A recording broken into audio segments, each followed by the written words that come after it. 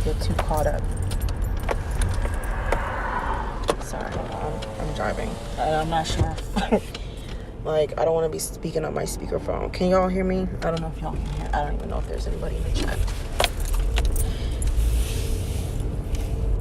Remedial Old West is in my comment section. Of course, trolling or being, his usual remedial self. And I have an idea of who this might be. Because a lot of y'all motherfuckers, y'all think y'all slick with these damn name changes. But whatever. You still have a stupid mentality. And it carries on. It doesn't matter what you do with your username. But whatever. This moron, this remedial idiot is in my comment. And yes, you're remedial and you're an idiot. Because I'm gonna explain it for you. Since y'all need explanations and disclaimers on everything. You're telling me that why am I not being feminine when I'm supposed to? You're using, again, words that y'all don't know what you're using. You said supposed to be calm for a man and peaceful for a man.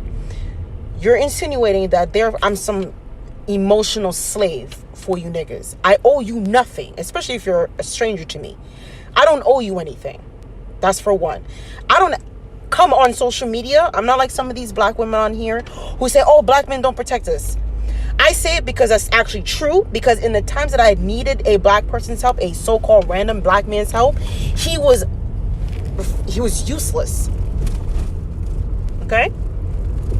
I live in the South. That's for one. So, a lot of the dudes is not fit down here. So again, me relying on any random black man doesn't make any sense.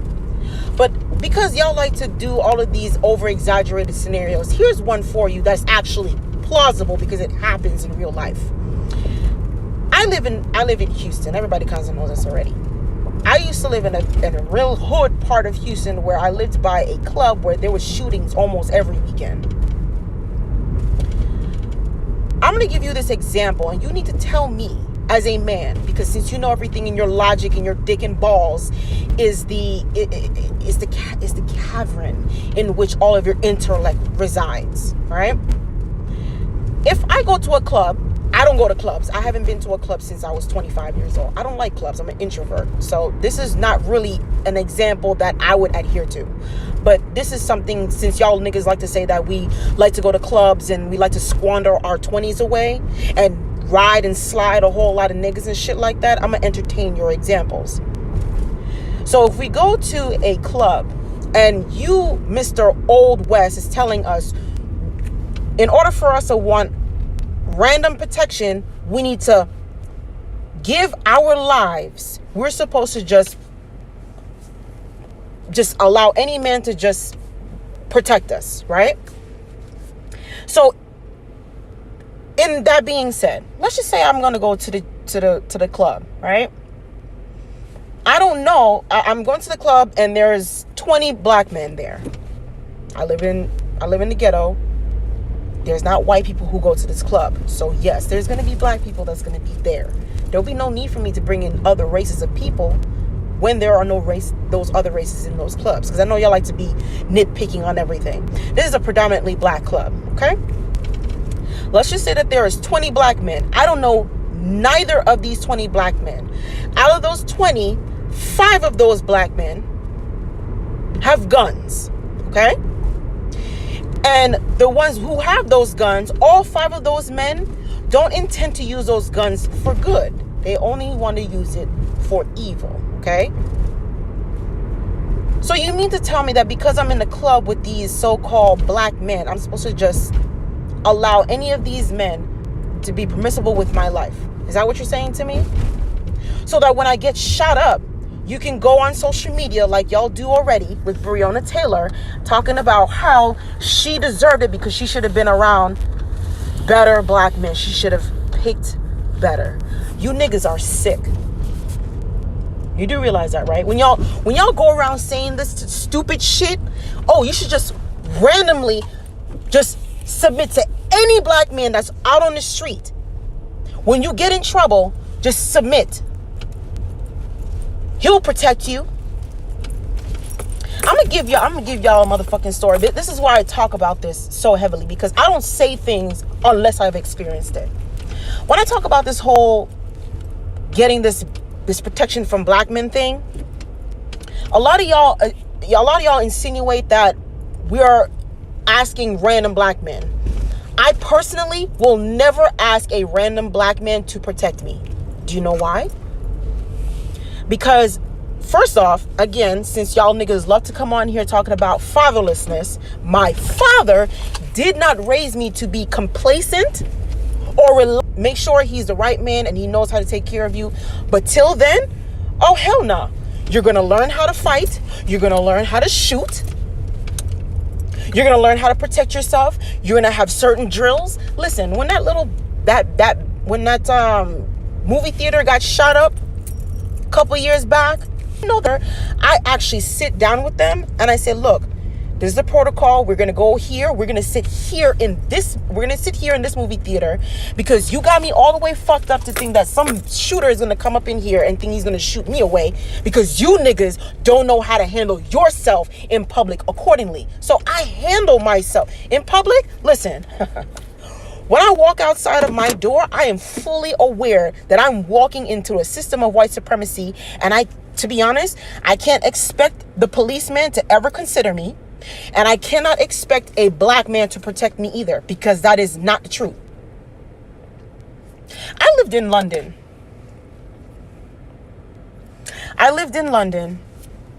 10 years ago. And I lived in it was more of an Arabic, Indian, Saudi Arabian type of environment.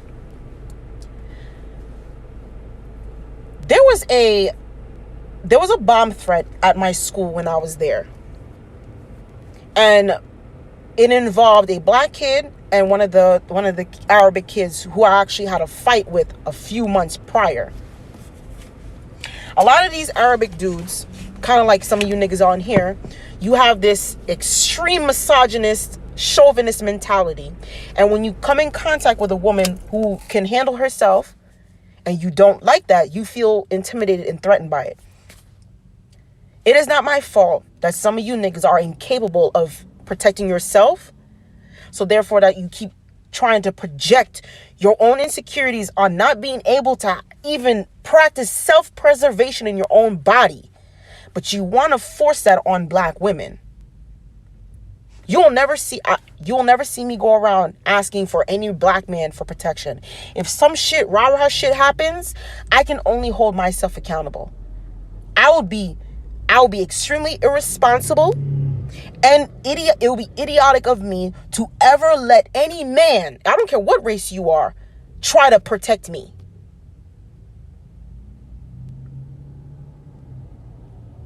Just say that you want black women to be your sexual, emotional slaves. I won't.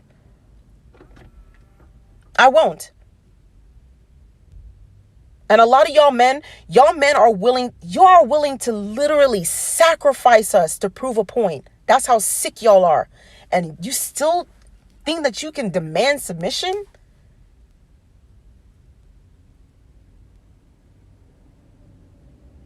Every day that I listen to y'all, to be honest, I am so thankful for your dereliction. I'm thankful for your dereliction because y'all keep coming on here.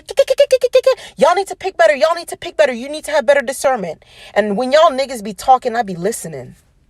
I be low-key listening to you niggas. Like really, for real, listening to y'all. And when I'm listening to how y'all be on social media at 3 o'clock in the morning talking about you bitches should not be out at 11:30 at night. And if you do, you deserve to get pounced on. That gives me I feel overjoyed. And y'all are really just giving me confirmation to go buy my pistol. Honestly. When you tell us to pick better and y'all be saying the things that y'all be saying, thank you. And I literally, when y'all be talking stupid shit, I be writing down some of the dumb shit that y'all be saying. So that when I talk to the next nigga, like, wow, y'all niggas are out here. I've been wanting to tell y'all, one day I'm going to tell y'all the full story of how I fell in love with a MGTOW incel. You niggas are liars. You will lie through the skin of your teeth. And I think y'all have competitions in your head on how long you can lie, how long you can just continue lying to this woman. And you all think this is a joke. And then when the woman snaps, oh, y'all should have picked better. So you mean to tell me that your intentions was not malicious from the get-go? You mislead women from day one. And so when she snaps off on you, you this is how I know some of y'all are demons. I can honestly say in the last few weeks, since I've been started listening to some of you kitten healers, I've been really praying. Like asking my ancestors for discernment. And when I tell you that my gut feelings and my intuitions has strengthened since then, you niggas can't get past me.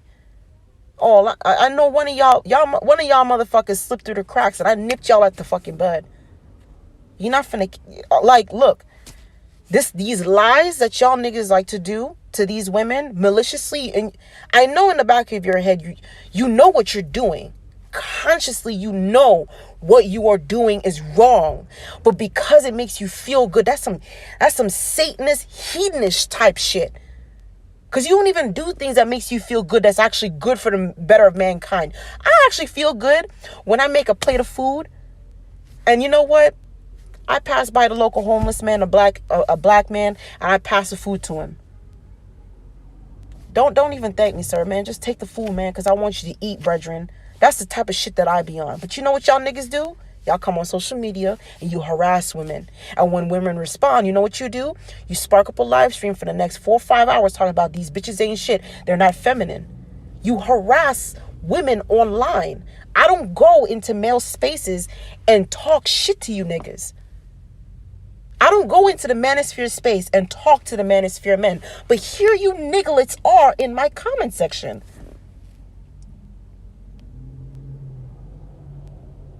You have these motherfucking manosphere magalites trolling and catfishing as me, as little old me. Y'all literally bickering on social media. You know what I'm doing? I'm playing Sims, bitch. My characters is smoking weed, selling drugs, and living her best life. While y'all niggas is on here pressed, creating troll accounts of women on here. Just so you can go into different channels, comment in their channels, and start sparking shit. Do you know how bitch made you are to do some shit like that? And then you have the audacity, the unmitigated gall to demand submission from me? You are a bitch. You are a sore fucking bitch. And you know what's funny? If I was to ever tell you know what's funny about you niggas? You know what's funny? Y'all motherfuckers spark up live streams and you harass women for getting educations and being intelligent. If I was to ever tell my dad that I spoke with a man who insulted me for wanting to pursue my education, you know my dad would fly down here and really just drag your ass up Blue Mountain. Do you know that? My dad has disowned me. And it's funny. My dad is upset with me because I didn't finish my degree. I have enough credits to finish 3 degrees all at once. Because all I did was just take classes. I didn't even finish. I don't even sit around on YouTube talking about, oh, I have a PhD or I have a master's or I don't have any of these things. But yet and still, when I'm talking to some of y'all niggas, y'all are remedial as fuck. This so-called y'all can't read past a 4th grade reading level. Y'all little homeboy Kwame Brown, as fine as he is, he's still a fucking idiot for saying stupid shit like that. Because he's insinuating that black mothers don't teach their sons how to read. You know who taught me how to read? It was my father.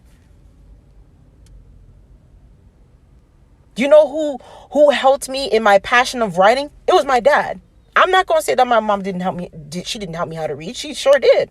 Of course. It was my father who had me reading his medical textbooks while he was driving to go to college. While you niggas, y'all daddies. My dad has his issues, but y'all daddy wasn't there. But you underneath Kwame Brown's ball sack like a hat. Because he talking about little black boys only has a reading level of a 4th grader. Whose fault is that? The mama can only do so much if she's taking care of the damn kid. Where the daddy at? Oh, right. because the daddy is also not there and also an idiot as well. What can you teach your kid? My dad has 3 degrees. 3 degrees. And I don't even say that to shame anybody, but y'all come into these spaces and you treat every single black woman who is perceived as hostile and masculine, as in they don't have their father in their life. Do you know who taught me to be like this? It wasn't my mama. It was actually my mother who taught me that you should just be submissive, and she's dead. You know that, right? She's dead from her own philosophy. You know, it's funny. If I had taken my mom serious and did the whole just submit to any fucking man, I would have been dead at least 7 years ago. There was an episode 7 years ago to where if I had let that man, that black man, that so-called pro-black man that I need to put my undivided trust in, if I had done that, you would have never met me. I'd have been dead. Do you know how I survived? The survival skills that my father has taught me. Funny, huh? You know, all these niggas, these fatherless niggas that I used to date, they used to say, oh, you're so intimidating, you're so crass, you're aggressive. No, you're just stupid.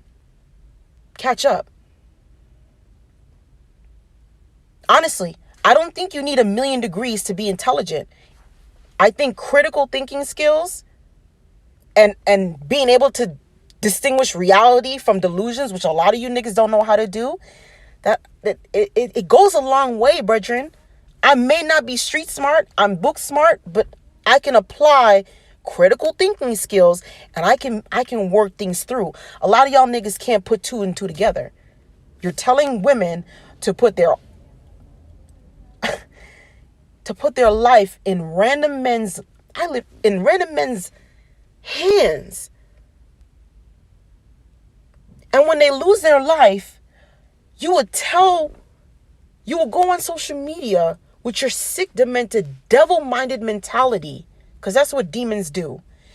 Demons play on gaslighting and really taunting and fucking with your emotions. I see how y'all do things. And I just want to let y'all know, the dudes that like to gaslight women, to antagonize, to hurt them, your time will come. I guarantee it. I guarantee it. Listen, I had to learn my lessons from all the things that I've done. That's why I'm very cautious of the things that I say and the things that I do, because I realize that if you treat somebody bad out of malicious intent, and you know here's the thing. Sometimes people don't know what they're doing is wrong, but there are some of y'all niggas out here, you know exactly what you're doing. You know how many times I've spoken to men, and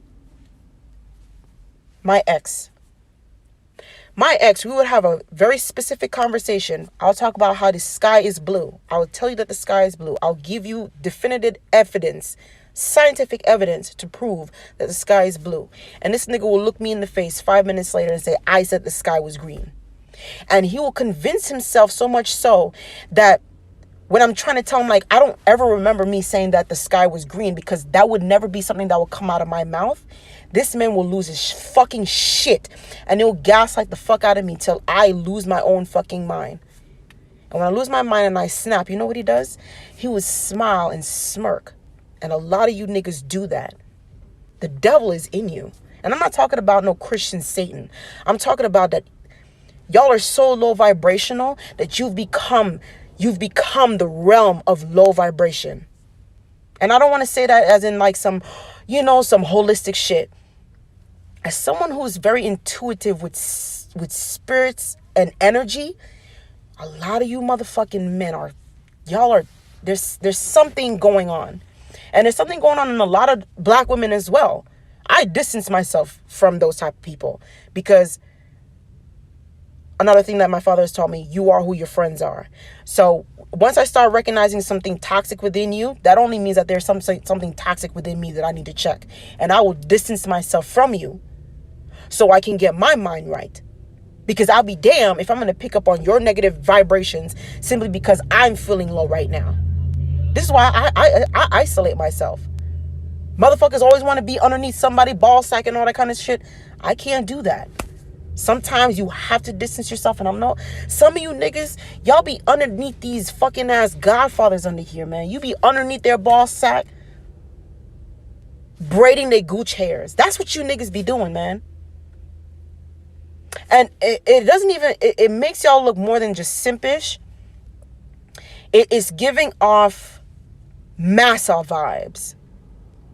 But we don't even want to go down that road, because y'all would have swear to God I'm calling y'all men white men. But I'm not. I think y'all are aspiring to be just as evil as them. And y'all are not. That is not your nature. And I wish y'all niggas would stop aspiring to be that. Just like I wish some of these black women would stop aspiring. And I don't want to say necessarily like white women in terms of like the aesthetic. I'm talking about in terms of mindset. Because I personally don't agree with being 100% feminine all the time. That's how people died. That's how women died over the last 2 millennia. If you read history, tribes of women who die because they let their guard down. I live alone. I have no family. My mom is passed. I'm not in contact with any of my family out in England or Jamaica or any of that kind of stuff. I'm by myself. I don't have the luxury to just allow any random nigga in the South. This is Houston. I definitely can't trust none of these motherfucking niggas down here. But you want me to put my entire life in this person's hand, so that when they fuck it up, you can come on a live stream and you can call me out of my name like you did to Breonna Taylor. Well, she should have picked better. And I'm going to keep saying this because I want you to understand what I'm saying. You niggas are demons when you say shit like that. You're demons. Do you know how foul you must be to talk ill of a life? I don't care if it's male or female. Do you know how many of you niggas was on here talking shit about Trayvon Martin? Y'all are demons. And I don't think Jesus can help you. We've been calling on Jesus for 2,000 years. And if anything, the more we call on this Jesus is the worse you niggas get. I'm about to go in my motherfucking house and light some incense on my motherfucking altar for you niggas, because you need help. I be praying for my sisters every fucking ass day. But I know my sisters can get it. Period. I know we can do it. It is what it is. It's you niggas. I gotta spiritually pray for you niggas. There's no weapon that I can wield that can protect you. I can't protect your image. I really can't. I can't do it. I refuse to do it. I don't even want you protecting my image, because the way you protect a white woman's image, I don't even want that type of admiration. Y'all can go ahead and keep that shit to yourself.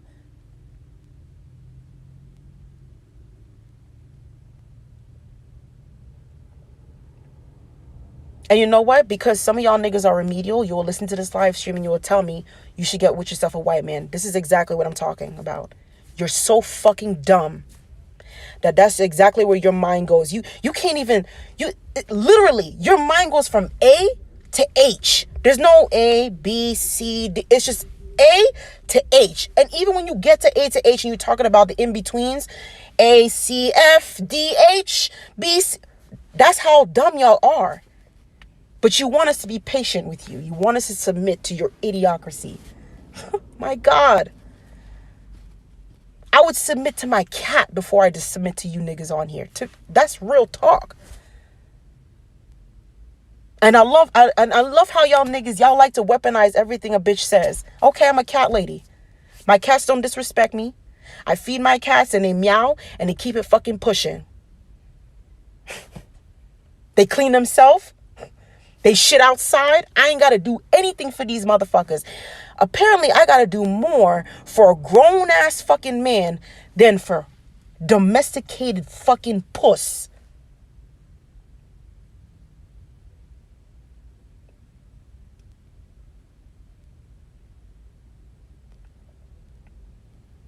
I am scared for the overall well-being of the female collective. And I'm talking about all races, because even I live in Little Mexico and I'm listening to some of these Mexican people speak. They don't know why I speak Spanish, because I don't even speak to them in Spanish. I be listening to these motherfuckers. These motherfucking Mexican dudes would be out of order with this shit. They be talking cash shit. So if they can do these things that they do, I just got a notification from my fucking leasing office yesterday talking about someone got assaulted on the apartment property. Assaulted. But I'm supposed to just, if a black man just walks up to me right now, I'm supposed to be like, submit. I'm supposed to just smile. Just smile for his protection. I'm going to smile for his protection.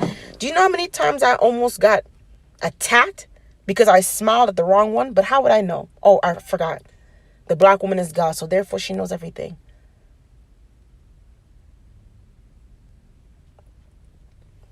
When I come on social media and I hashtag and I say I choose celibacy, I don't say that in hatred of men. I do that because y'all keep telling us to take responsibility. And I said, you know what? I would rather not fuck any of you dusty ass fucking derelict, dusty ass dog face, turtle fucking face motherfuckers. Than to, I just can't do it. I would rather keep an orgasm to myself than to ever deal with some of you niggas out here. Real talk. I don't hate y'all. I really don't. I don't hate black men. I understand that some women do. I get that. I'm not in their heads. I'm not in their experience. My experience with black men has not taken me so much far to the point where I'm going to sit here and say I hate black men. But what I will say is this. I live in an open carry state. I know how to fight. I know how to defend myself with my hands. I purposely don't get my nails done because I can't punch a nigga in the face with nails on. I wear my Nikes in case a motherfucker want to try me. I can run away if I can't fight him. I have a machete in my house. And I'm about to get me a gun. I'm not going to get me a gun so I can go willy-nilly and just shoot black men because I live in Little Mexico. Most likely, I won't be shooting a black man for my own safety. But because y'all be coming on social media during demon time and you think it's funny, talking about you shouldn't be outside at 11:30 at night, and if you are outside, if you get raped, you deserved it. Yeah, I am going to get me a pistol. It's really that simple. I don't have to be over-exaggerated. I'm going to be over-emotional about that shit. But a lot of you motherfuckers, you're setting a very dangerous precedent for yourself. And you keep telling black women to hold ourselves accountable. I would suggest that you refrain and you clarify what you mean by holding yourself accountable, because I sure do. If you ever hear somebody try to attack me, trust and believe you're going to see in that report that I fought back. You think I'm going to sit here and I'm going to call some random ass nigga and wait for him to save my life when I have two able-bodied hands? Y'all got me out of, you really got me turned. I have no one to rely on. That's not because I can't pick better, but because there's not good picks to pick from. You mean to tell me that I need to ask any man to protect me when most men, if they end up wanting to protect you, you have to give your pussy up? I don't think y'all niggas know that, do you? You don't know that bit, do you? Do you know why I don't ask any of my guy friends when shit goes down? I don't ask them for help because they're going to ask me for pussy. That's what you niggas want.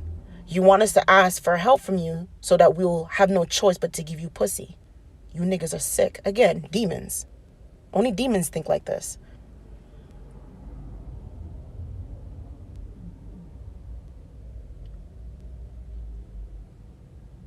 It's very strange to me. So, in essence, Old West, this stupid nigga in my comment section, is telling me that if a random black man outside and he just so happens to be the assailant on the property and he walks up to me, I'm supposed to smile to him because he's a black man, right? Fuck my life. I need to make sure that he feels good about himself. He could be the assailant. He could be coming over to rape me and kill me. But at least I gave him a smile. You niggas are demons. And this is what I'm saying. money, this money thing that y'all got going on, I don't pocket watch, but I do understand energy. And money is energy. When you give your money to a cause that is set out to destroy you spiritually, there's no refund on that. See, that little albino nigga who be cash apping this nigga $500 almost on every stream, that's energy. You do realize that, right? It's more than just putting money in his pocket. It's more than that. We've spent the last 2,000 years as a race of people putting all of our energy into a deity, into a God that we don't actually know exists. And even if he did, the concept of his existence was to subjugate yo nigga asses. And here you niggas are every Sunday. You get your black asses up, you put on your Sunday best, and you worship this deity. Then you wonder why black people are spiritually dead. This is why you have niggas on social media talking ill about people's dead, talking about they mamas and shit. You have niggas like Tommy Sotomayor. I don't fuck with Kwame Brown like that. But you have niggas like Tommy Sotomayor talking ill about this man's mama. My mother is dead. And every time that people, and I'm going to say people very loosely, there's only one person that talks ill about my mom. Every time when this individual speaks ill about my mother, I've noticed that every time something bad happens to this person, you niggas are spiritually dead. And when you speak ill on people like this, and then you put your money, your hard-earned money that was meant to be for your family, towards a cause that is a detriment to your own family, do you realize that you are feeding the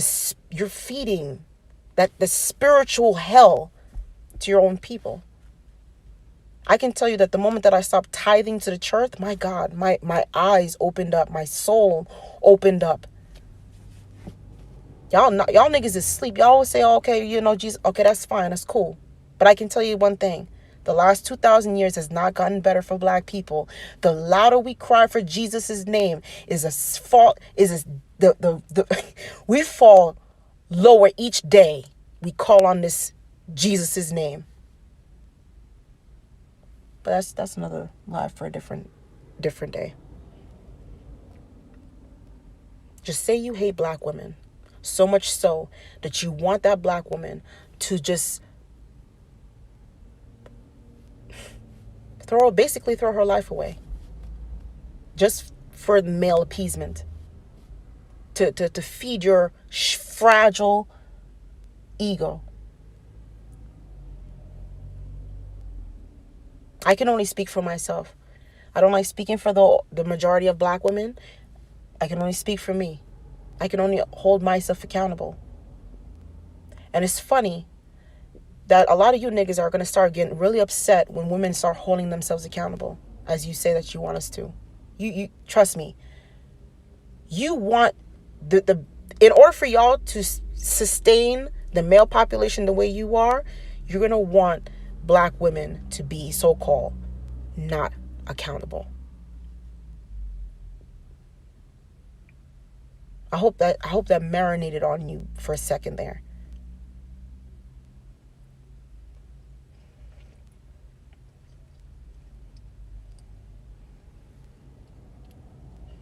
I really don't know how to feel about any of this shit anymore. That little live stream that happened with Cynthia G and that white man,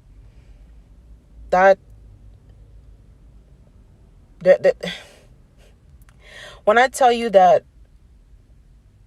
these energies that's happening, these spiritual warfare that's happening, whenever I say spiritual warfare, most black people go immediately to Christ and Jesus and all that. I need y'all to get out of that mindset for a second.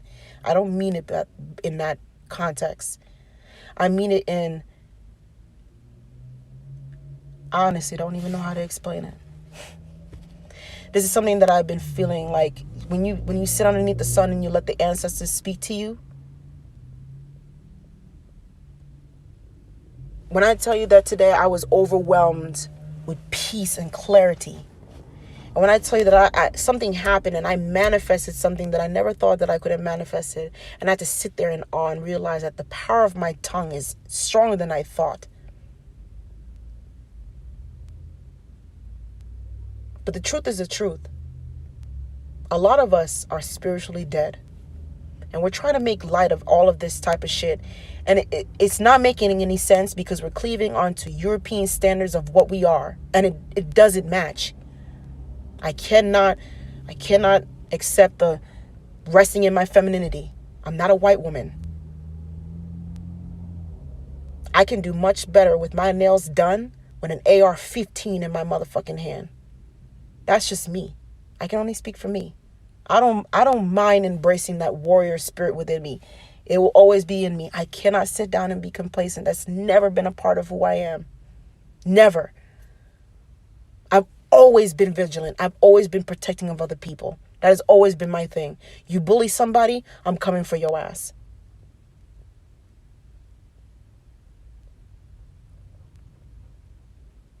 This battle that we're fighting, man. There's some demons that we're fighting. I had to fight some demons myself. I'm not going to sit here and gas myself up. I've had to fight some demons these last 10 years. Guilt, regret, resentful, self-hatred. I've had to overcome all of those things and still overcoming them. And when I talk to some of you guys on here, y'all really act like y'all shit don't stink.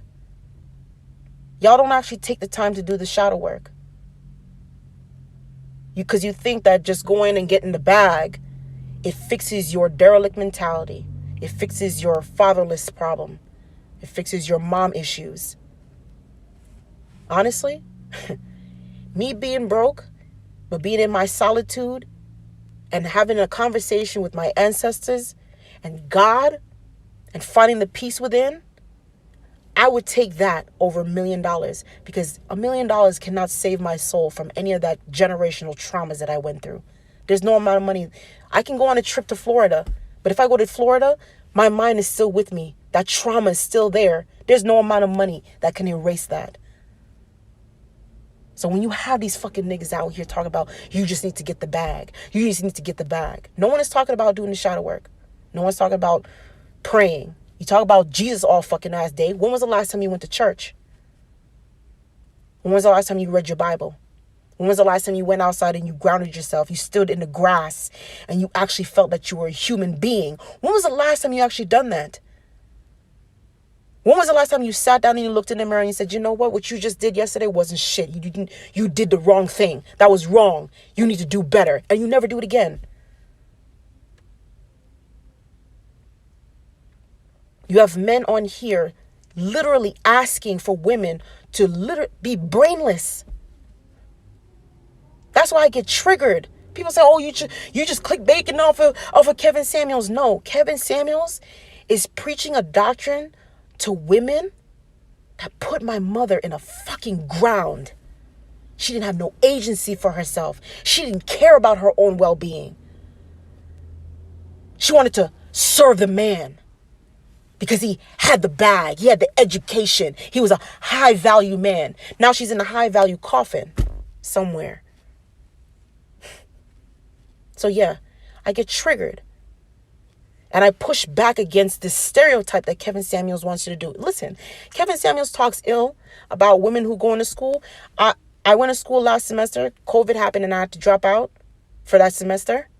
You motherfuckers make me want to go back to school. Full on. No fucking breaks.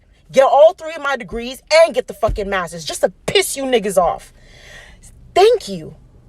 Thank you for being a dusty, derelict piece of shit. If anything, you being low vibrational and ain't shit has motivated me to be better. It has motivated me to call on my ancestors, the matriarchs of my line, the ones who birthed all of these fucking kids that surround me. It makes me want to go out in the sun more. It makes me want to slather on my shea butter in the fucking and go out in the goddamn sun. It makes me want to drink my alkaline water, motherfucker. Continue to be the dusties that you are. You are making my job easier, nigga. Thank you. Real talk. I'm honestly grateful to your fuckery. I'm grateful because you keep telling us to pick better. Thank you, because it ain't you, nigga. And you think that I'm feeling pressed when you say, oh, I ain't checking for you? Thank you.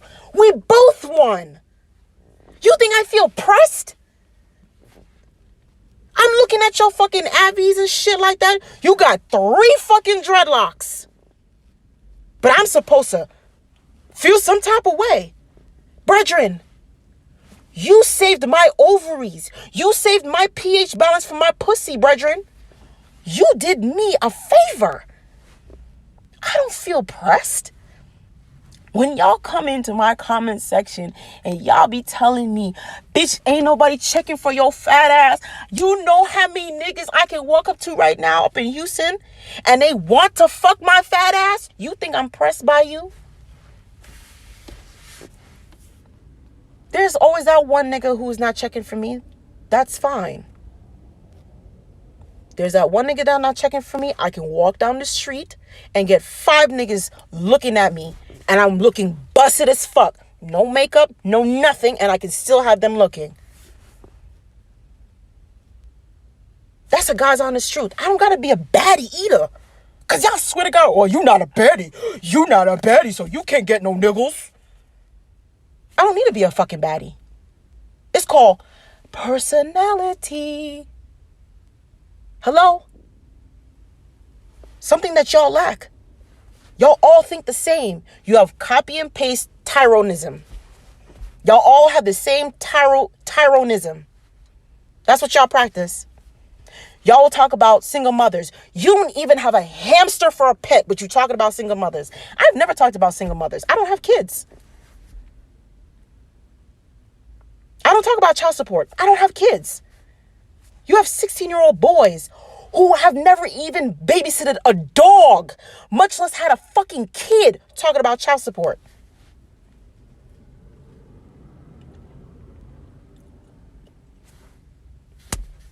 I'm supposed to feel some type of way?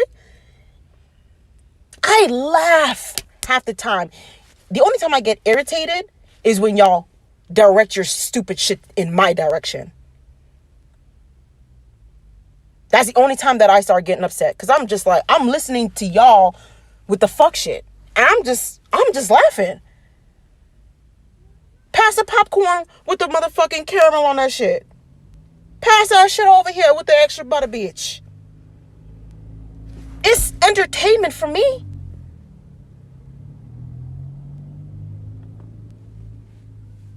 Y'all doing my ass a fucking favor. Y'all think y'all really doing something here. You think that you're hurting my feelings because I don't see myself as a bad bitch and you don't see me as a bad bitch. You think that every woman who's fine has high self-esteem. Do you know how many fine women called into Kevin Samuels' show? Don't worry, I'll wait for a decade. Since it takes y'all niggas a decade for you to catch up on some shit.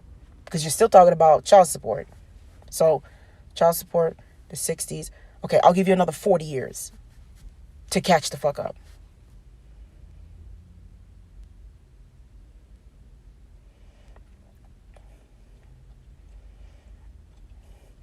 This is entertainment for me. At first, I used to be pressed by it because I used to care so much. And then I realized, y'all niggas don't care about my black ass. Why am I exerting so much energy on y'all niggas? Why? Why am I meal prepping for a motherfucking nigga who don't give a fuck about me? You want us to cater to you? Let me cater to you. This is your day. Fuck you. Okay? That's it. Fuck you. I'm not catering to none of you niggas. I don't hate y'all. But no. Just no. Negative. I'll pass. No thank you. Negativo.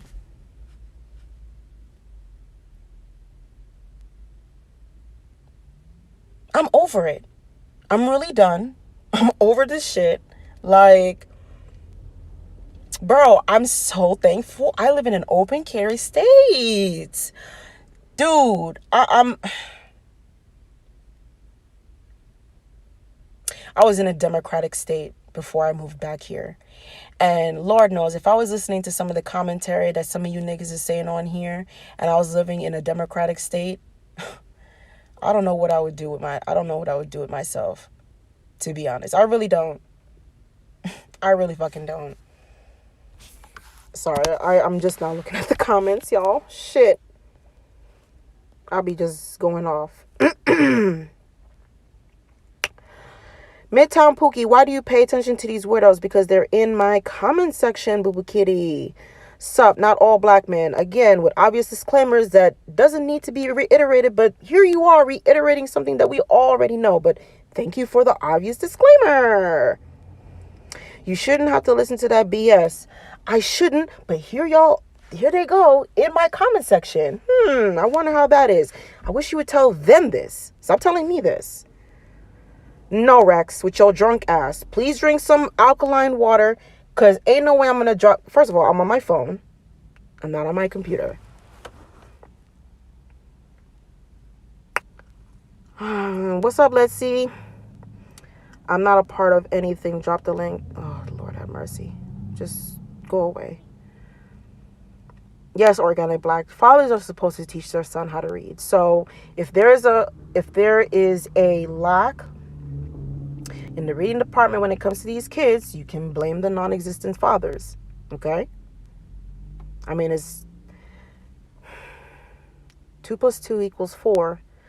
But for these niggas, it's 7. So, we have to try to work out the 3 added to the equation. But, it be like that.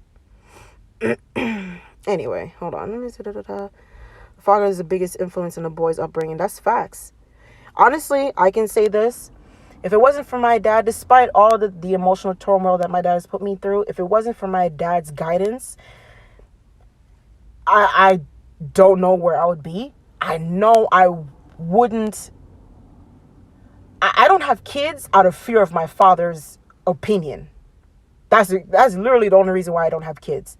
I don't have kids now because I know for a fact that if my father was to find out that I had a kid, not just out of wedlock, but had a kid and I don't have my degree and that $25,000 setup that he told me to have, oh my God, my dad will drag me through the mud. See, again, I had a father that gave me consequences for my bad behavior. So although my father and we have issues, I'm able to sit down and say, okay, here I am at 30 years old and realize my dad has raised me to be educated, articulate, self-reliant, all these wonderful things. And I haven't become those things. So yes, I've definitely not made my father proud. But one thing my dad cannot say to me is that I don't have a child. I did not bring a child into this world unprepared. That is the one thing that my dad can say that he's proud of me of. Because he's always told me, although he was slightly prepared when I was born, he wished he had a little bit more time.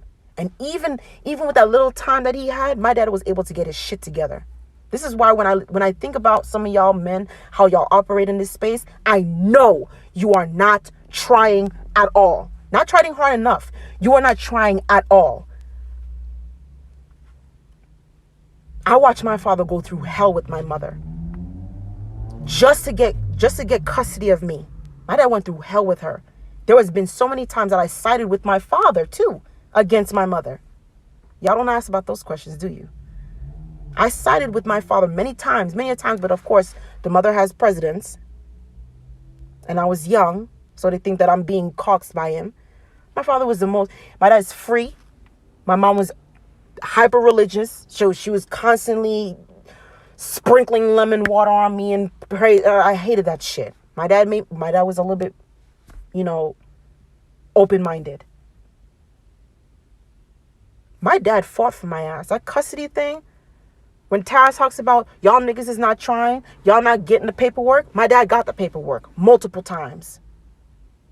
When he got his degree, his first degree, he went to the court and he petitioned to increase the child support himself. He did that. My mom didn't ask. He did that.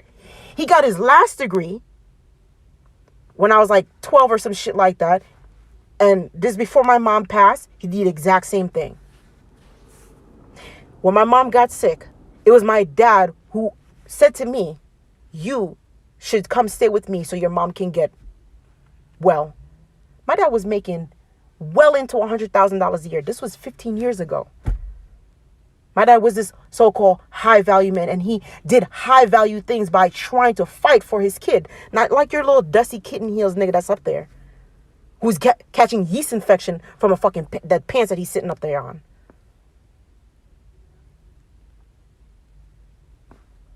So when I listen to some of y'all niggas talk, I know you're not trying for your children. And again, y'all are helping me pick better, because I want to tell black women, when y'all start talking to these niggas, stop when I look for a dude, I don't necessarily look at his job, because you can lose your job. I look at your personality, your integrity, your ambition. Those things you can't write on paper. That's something that you have to experience over time. We have to give you time to express those things. You cannot figure all of those things out within 5 minutes of knowing that person. The only thing that a woman knows within the first minute of meeting a guy is whether or not she's going to put that pussy on him. And that's the only thing. The mere fact that y'all niggas are telling us that we need to start doing criminal background checks on you, again, you are helping us pick better by you making these weird ass statements. Y'all are not... The screws are super loose or non-existent in your brain, because that right there, what you just did is you profiled your other brethren. That's what you just did. I would have never considered profiling a black man. What the fuck? But here y'all nigglets are in Cynthia G's chat talking about you need to do a criminal background check on a black man. Basically insinuating that all you niggas have a criminal background history. Y'all be setting yourselves up. Do you know how funny that is to sit down and listen to you niggas literally dig your own grave? Which kind of casket do you want? Do you want chestnut? Do you want it lined up so the roaches won't eat you? Because y'all looking dumb, saying the things that you saying on here.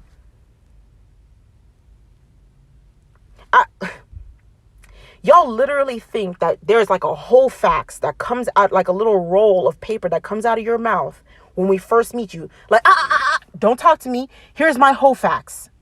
I have 3 baby mamas. I have 4 kids. I have 1 on the way. So you need to review this first. And after you review that, then you can get back to me. That's what you niggas think that's what we do. That's what happens.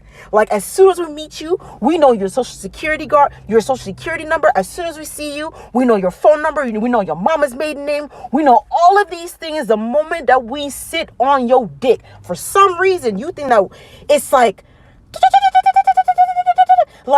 you pump and dump, and you pump and dump all of your transactional information in us. And that's how we know. That's how we were just sitting on the toilet taking a shit, and then it just ringing in our heads that, oh, you have 4 baby mamas and a baby on the way. We knew, but we still picked y'all. That's how y'all niggas think that we pick a nigga. Y'all are dumb. You know how many of y'all niggas be lying? Well, there's a red flags. How can you identify a red flag when someone is lying to you and you don't know if that person's lying? Again, y'all niggas use terms and words that you don't know. You are calling husband simps. Oh my God. I really just want to throw myself in the trash can. You are calling husband simps. You are sitting on social media saying, fuck marriage, fuck these kids, but bitch, you need to submit. Fuck you. That's for one. Please suck my pussy lips while you're down there. You sound dumb. You sound ass backwards. That's why I have to say shit slow for you niggas. You literally are on here saying, we don't respect you. We don't give a fuck about you. Weave is destroying the community, but you bitches need to submit to me when I walk into this room. And if you die and you're supposed to be protected by me, you should have chose better, which means that you should have not chose me, but you chose me. So therefore I let you die. But you should have chose better because the black woman is God. You niggas, you niggas are not smart. You're not. You're not. You are mental eunuchs. Your dicks, your mental dicks is just castrated at the base. Just watcha.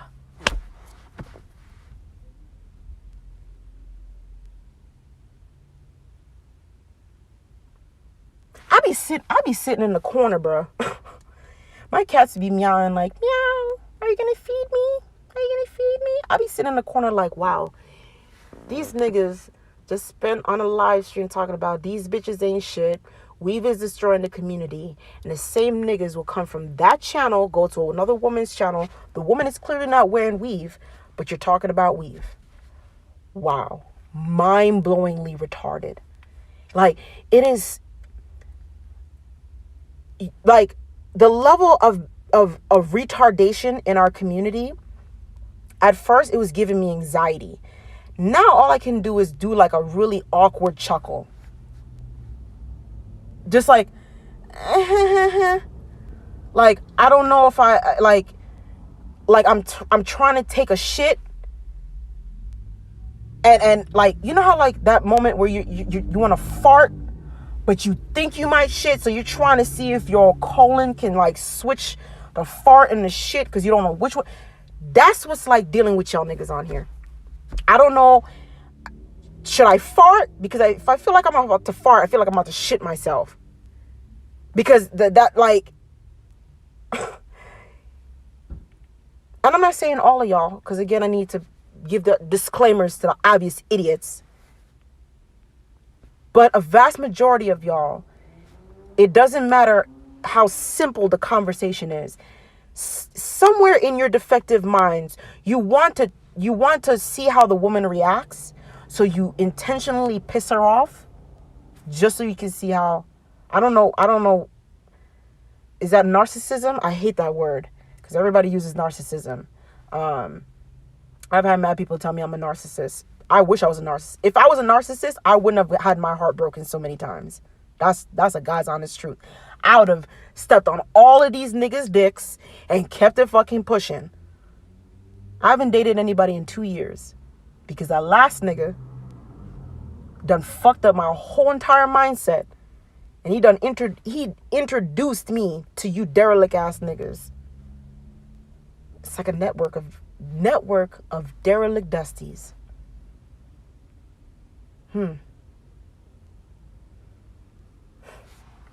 It's crazy. It's crazy. Sorry, I'm about to go back to the comments. Oh shit. I'm in my car. It's hot as fuck. Hold on. I'm scrolling back up.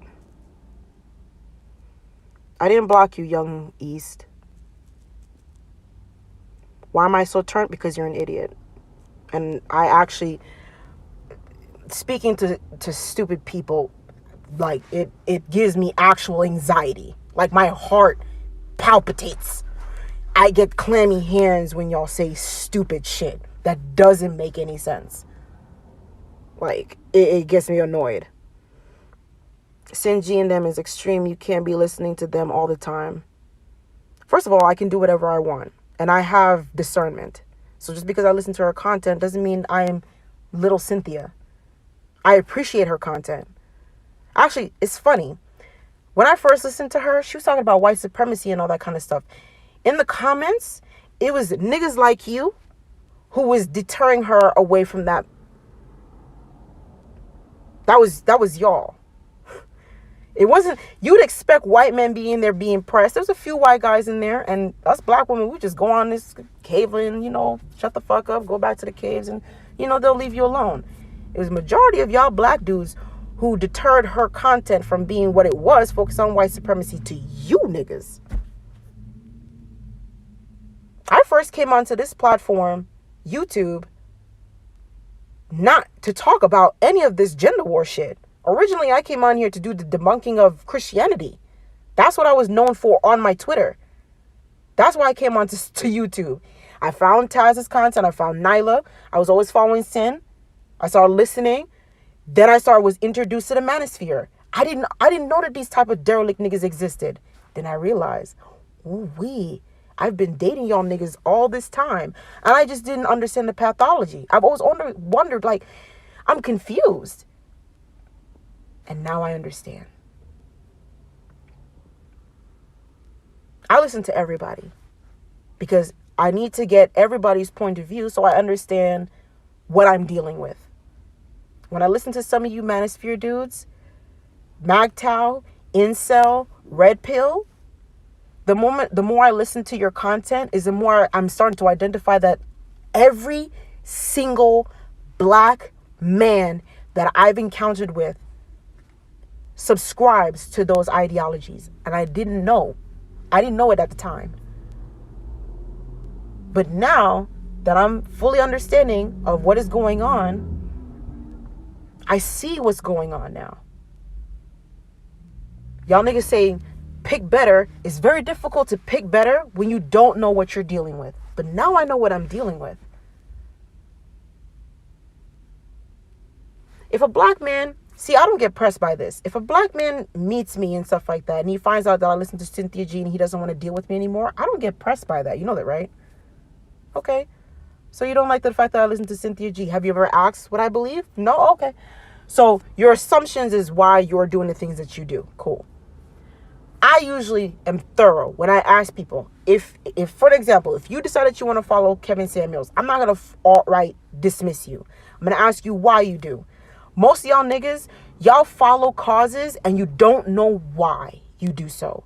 This is why I don't take a lot of you niggas seriously, because you don't do things out of an actual reason.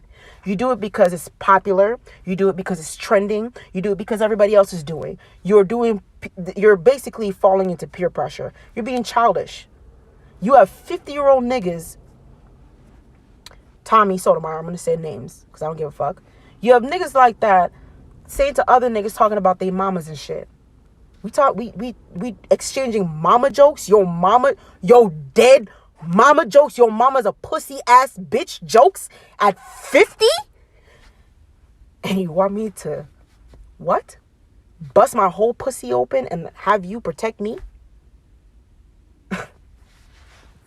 Jesus God, you are a fucking idiot. First of all, let's see. Not only do they not deserve smiles, I will wear my mask up until 2025 just so I don't have to smile at these niggas, just to piss them off. Well, we're not going to protect you. Like I needed you to protect me. Y'all really feel like y'all do something when y'all say shit like that. You really feel you did something there, sir. You thought you won. You thought you did something.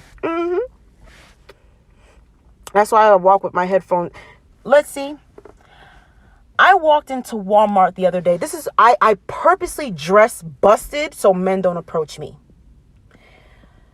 I have my headphones in. I have my head wrap on. My edges they ain't even slicked. I don't even have mascara on and these niggas be trying to approach me. There's nothing I can do. I can wear a hijab, a whole fucking shower curtain, and these niggas will still approach me. I can't, like...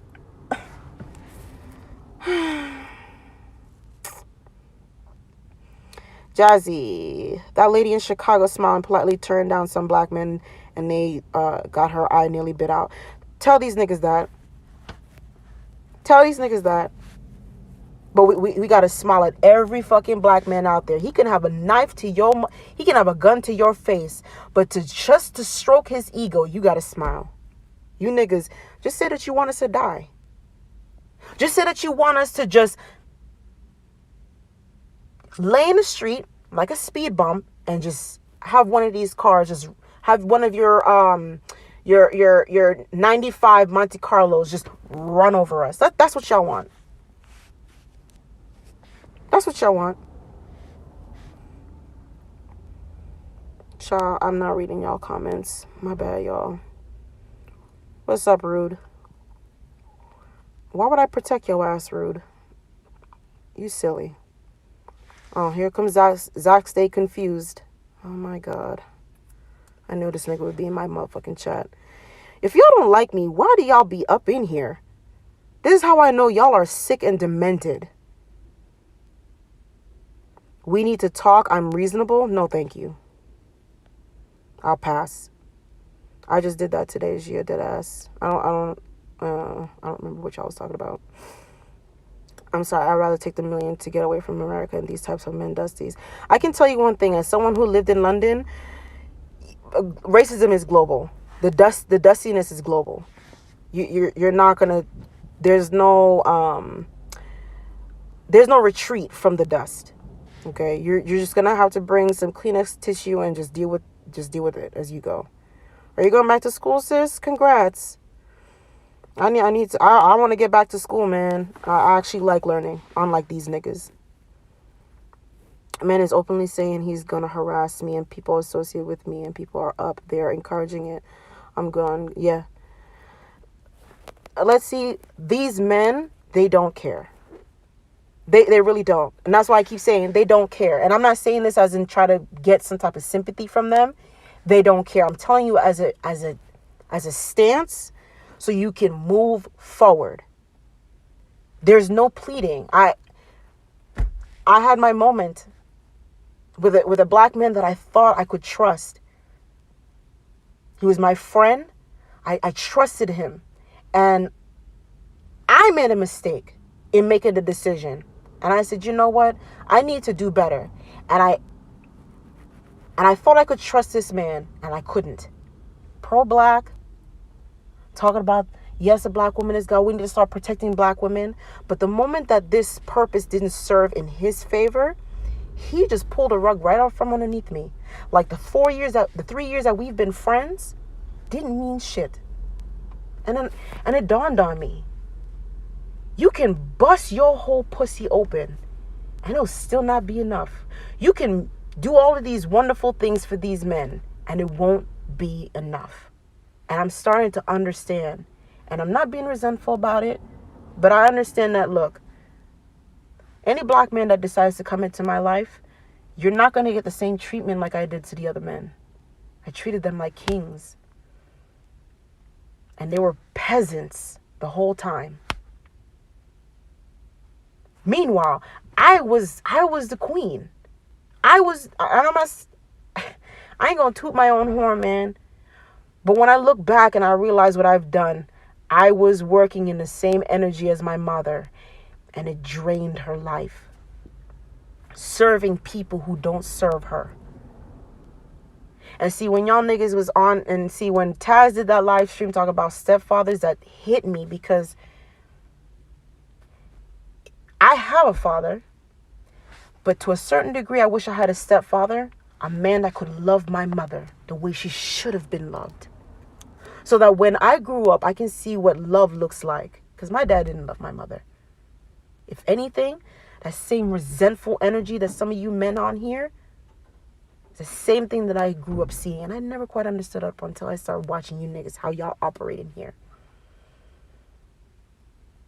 And I realized that good, kind, weak, docile nature that y'all put on a pedestal is exactly what got my mother killed.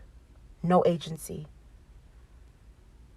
No self-preservation. And I'm going to keep bringing that shit up because if anything, my mom would want y'all to know that story. And to be honest, man, like, my mom has done some very bad things as well. But I can tell you, when I look back on all the things that she's done that I thought was bad at the time, that was a response. That was not her true nature. She was backed into a corner, so deep into a corner that she had to claw her way out. That emotional turmoil that she went through for 25 years, that is what Kevin Samuels is preaching. That other men need to be seeking that in women. Exploiting the good nature of women. Or whatever is good in some of the women. Because I know some of you bitches ain't shit. That's the reality. I'm not going to sit here and say that all black women are wonderful. No, some of y'all is trash, but I'm not talking about y'all. I'm talking about the actual good women out here who love black men. They just want to. I'm very simple. I ain't that type of female that I want to get me a black dude and we go out and we got yachts and popping bottles. That's not my dream life. My dream life is to get with me a yard man, my gardener. He likes animals. He helps his community. And we live somewhere peaceful and quiet. We raise our animals and we raise our plants and we have our kids and we help in the community and we low key. And I know that there are black women who want the same type of lifestyle, but you stupid remedial nigglets, you only worry about the women. And there's actually no issue with their standard either, because I don't think there's a problem with a woman wanting a man with 6 figures. My dad makes 6 figures. His wife wanted a man with 6 figures and she got one. But I keep forgetting, other races of women can demand those things, but black women can't. We're supposed to humble ourselves, as you keep saying.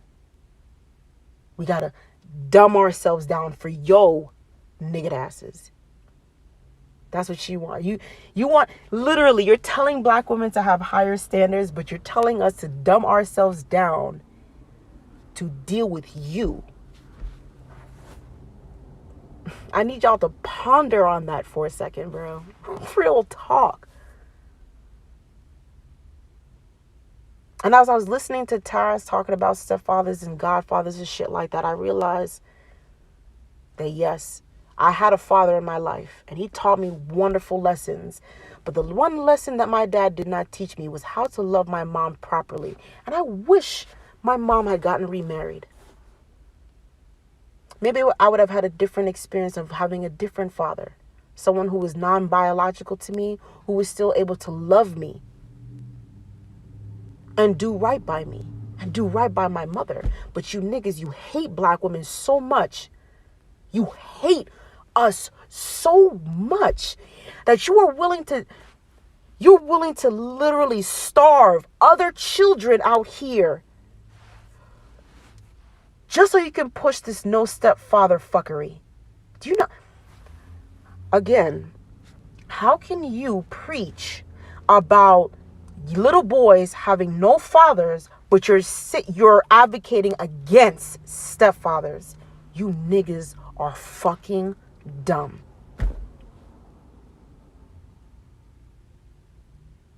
If I met a man and he had a child, first, I have no problem dating a single father. First of all, I think single fathers are attractive.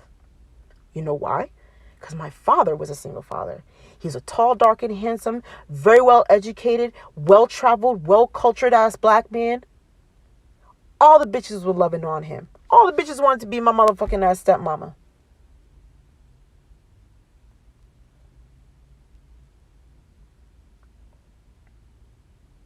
I'll be damned to starve a child of not having a mother. Simply, I personally don't go after single fathers. I have no problem though. If I find out that he has a child and I'm in love with him, and I find out and I'm in love with that child too, that child is mine as well. Because you know why? I'm about my community. I'm about protecting black children, unlike you sorry ass niggas out here. You are a sorry ass piece of shit out here. Calling Russell Wilson a simp. Russell Wilson did not have to take care of her son. You do realize that, right? He could have just married her and neglected her son. But what kind of man would he have been to do that? To take the wife, but not her own child that came out of her womb. That child did not have a fatherly presence. We already know that his father future was not in his life. You derelict niggas need to stop. Y'all need to stop protecting the dust and then telling us to protect you at the same time. It doesn't make any sense. You will never see me cheer on a black woman doing ratchet shit. But yet and still, you niggas cheer on other niggas pumping and dumping bitches.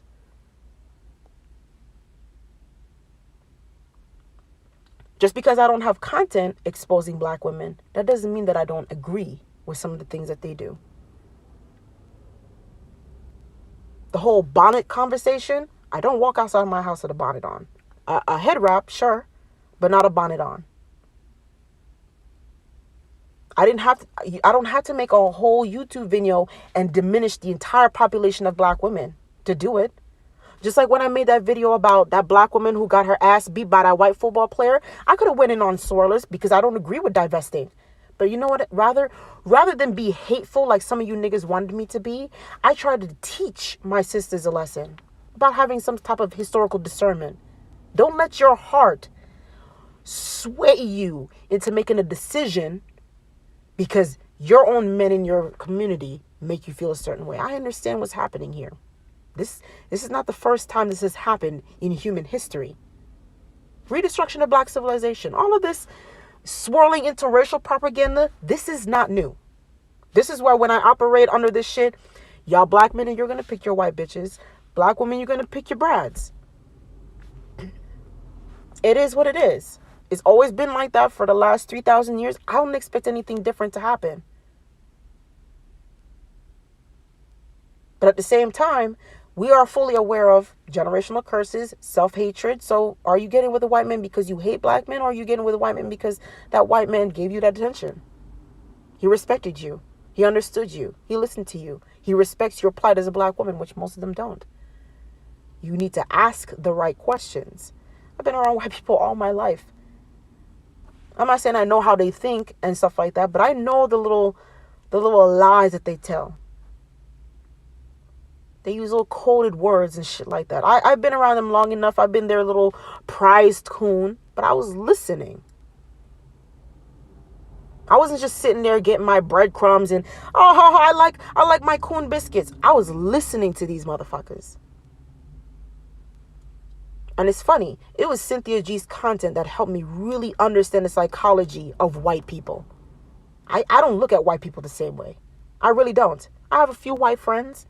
And those few white friends that I have in my life, those are the white people who they're staunchly, they hate the racism that goes on. And they talk to me about it. They actively try to understand my plight as a black person. But y'all niggas, y'all go out with the people who look and act black. My white friends, they don't look and act black. They're as white as fucking can be. And that's why when y'all niggas was upset because that white man, that Brian nigga, the Family Guy dog, when that motherfucker was talking about, he has a wife and y'all was upset, I would prefer, I don't get much of an alliance when you marry your oppressor. You get more benefits when your oppressor is married to actually his counterpart and they help you. I don't want to mix my DNA with them. That's not liberation. Liberation is them allocating money to us and also unlearning racism to their children so that when our kids grow up, we can actually live in peace and harmony. In actuality, peace and harmony between white people and black people, white people would not survive. So at the end of the day, that's why they understand that creating this hostile environment between us as black men and women, you niggas are aiding in that. When I was sitting in Cynthia G's live stream and I'm seeing these thirsty ass women talk about Brian and this and he's swimming 5 kilometers. Do you know how big, if you know how long you have to swim in a pool to do 5 kilometers? My stepmom was a swimmer, so I know how much 5 kilometers is. You bitches was thirsty for this cracker. Y'all looked crazy. But I sat there and I watched.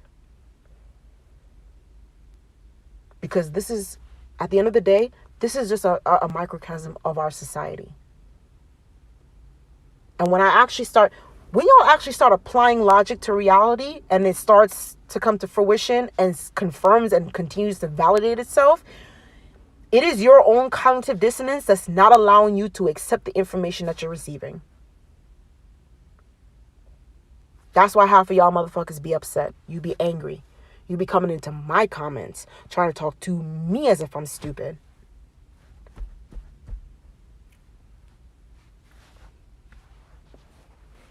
I don't know. I'm going back in the comments. So-called bad bitches I know hustle men and drop them. Facts. What's up, Ron 314? Zach, stay confused. Here I go. What? Zach, say, folks, is you want to get pregnant and you want to be married. I want to have children. That isn't that the natural, process of things of being a human female. I'm lost here. I don't think the process of the marriage thing, that's a human creation. My biological, job is to bring forth life into the world. I'm a whole portal. So yes, it's a bad thing for me to want to be married and have a child. I keep forgetting. You niggas don't give a fuck about your kids or marriage. So because y'all don't give a fuck about marriage or kids, most likely I won't be married or have kids. I'm not the type of person that's gonna. I know that some of y'all be like, just get you a white man, because y'all are just so emotional. That's the only thing that y'all can think about in your head. Like it doesn't come to your mind that say, wow, damn, like maybe there's something going on. No, it doesn't click up there, because I keep forgetting that Zach stayed confused.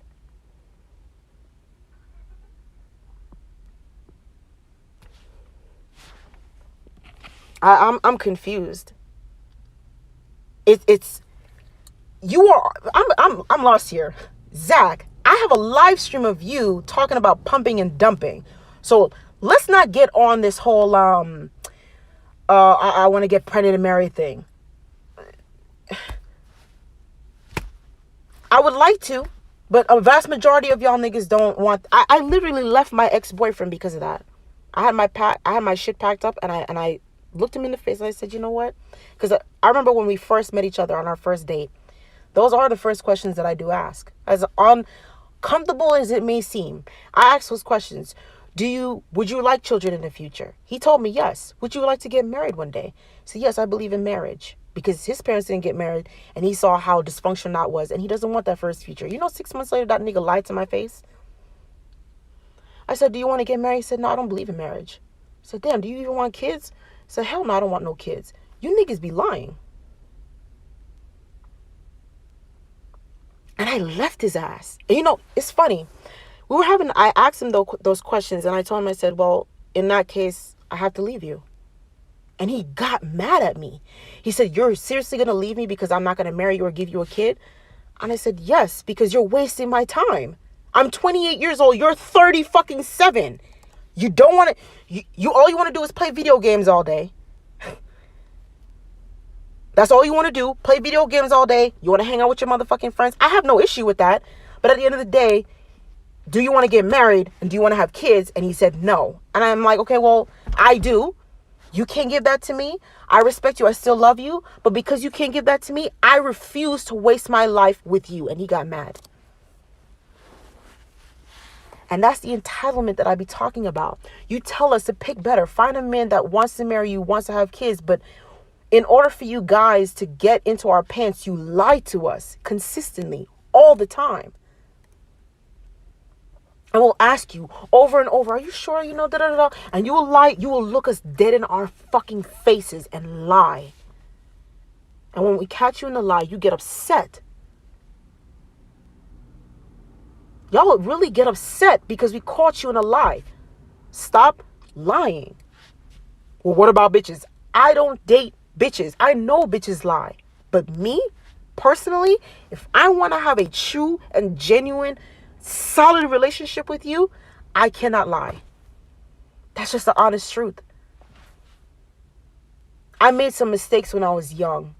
And at 19 years old, I made a promise to myself that I would not say a lie unless it's absolutely necessary. Like if there was a gun to my head and I'm trying to protect the life of my little sisters or children or a family member, then yes, I'll lie. But if I don't need to say anything, I most likely, if I don't like you, most likely I don't say anything.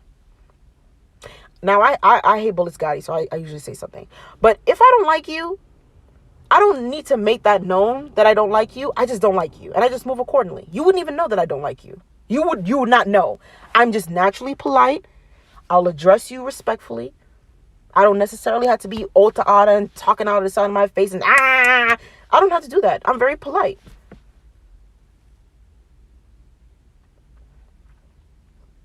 But y'all stay lying. You will continue to lie. because you don't want to tell the truth. He knows for a fact that from that one night, that wonderful date, he knew that if he was to tell me that he didn't want to get married or didn't have kids, he would have never gotten the pussy a week later. He knows that. He knew that. That's why he lied for 7 months. How would I have known that he was lying to me? I would have known because he goes over to his brother's house, and the way he treats his nephews and his nieces, you would have swear to God he would want a kid the next day. So a lot of you niggas, you lie, and then you do this performance. Oscar, bitch, encore, literally. If I already gotten over this dude, so I don't give a fuck about him like that anymore. I would give him an Oscar for his wonderful performance on deceiving me the way he did. Just, wow, you had me fall in love with your incel ass in less than 6 months? That right there, that is an Oscar performance. What was it? Performative love. Y'all niggas are so good at that. And a lot of us women, we got the bad tail end of that shit. And the only thing that you niggas have to say is you need to pick better. It's very difficult to pick better when the first thing that y'all dudes do and come out of your mouth is lies. I'm not saying I don't lie, but I would never lie to a man about my desire to be a wife. I will never lie to a man about my desire of being a mother. I'll never lie about my desire to help and be a part of my community, because those things matter to me. And you know what? You men, you sick, twisted, demented XYs, you know exactly how that works. And you manipulate that shit. You manipulate it. You pump and dump incel MGTOW fuckboys. That's what you do. You know that's what some women want. We're open with you because we're open. We love you. We care for you. And you see that. And you exploit the fuck out of that. And when a woman decides to retaliate, you get mad.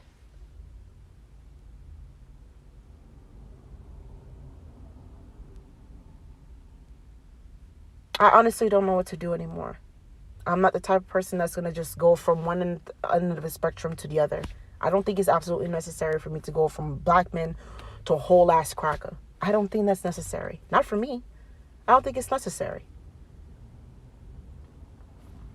But I will definitely not be sitting here and stroking your ego while you continue to diminish my character. While you continue to fuck with my mind. Because I won't do that to you.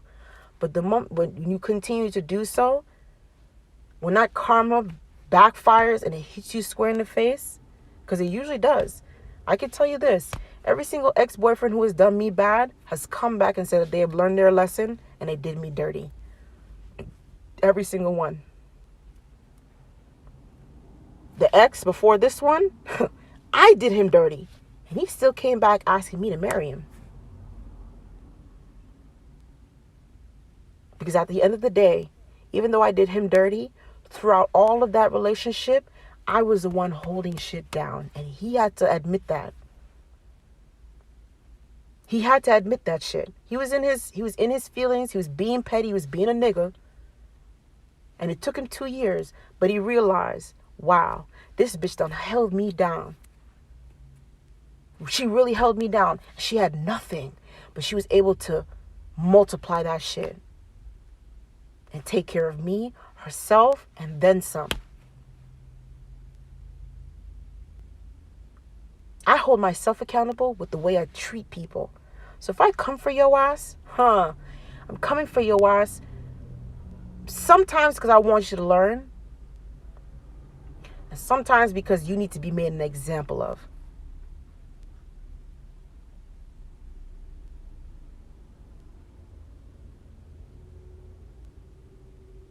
There's so many hurt people out here. And I wish y'all would stop thinking that your shit smells like cake, because it don't. It's okay to look in the mirror and say, you know what? You ain't shit. You need to spend 6 months and do some serious spiritual work.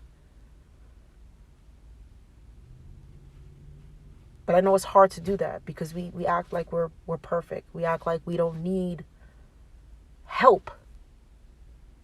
We have niggas like Kevin Samuels telling women you need to go get therapy, as if saying that is supposed to be an insult. You need to get therapy. You should get therapy. I wish he was telling you niggas that, but I keep forgetting. Black men don't need therapy. You're too perfect. You don't go through anything in life. Your fatherlessness hasn't made you a derelict. Your mother issues hasn't made you an asshole. You're perfect just the way you are. But these bitches, though, you need to go to therapy. You need all the prescription drugs on the planet.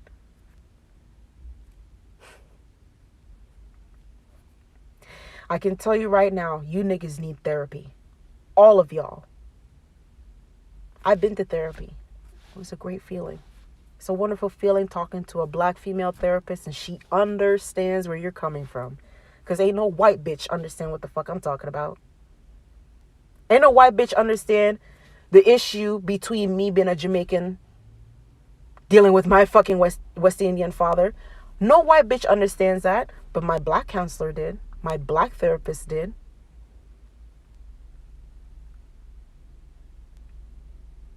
If I didn't go to therapy, if I didn't have my nervous fucking breakdown 2 years ago, I would have never come this far. God's honest fucking truth. Y'all motherfuckers throw around going to mental health like it's an insult. You need help. I ain't talking about no damn Jesus help. We've been asking Jesus for his help for 2,000 years and y'all niggas is getting worse. Maybe you should go to the therapist. Don't take that $100 and don't support Avatar X. Don't support Kevin Samuels this month. Go to a psych therapist. Admit yourself into a psych ward for a week. Do that, and you will see how much your mindset will change. You will think that you're not crazy until you go into a fucking psych ward, and then you realize you actually are struggling with a lot of internal battles that you were unaware of. But because you niggas on here are immature and childish, you will laugh.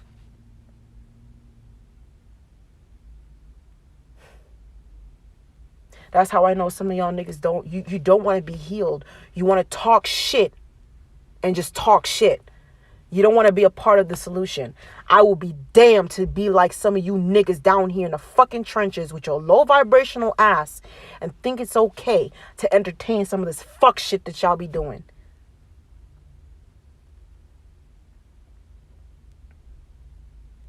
Hold myself accountable.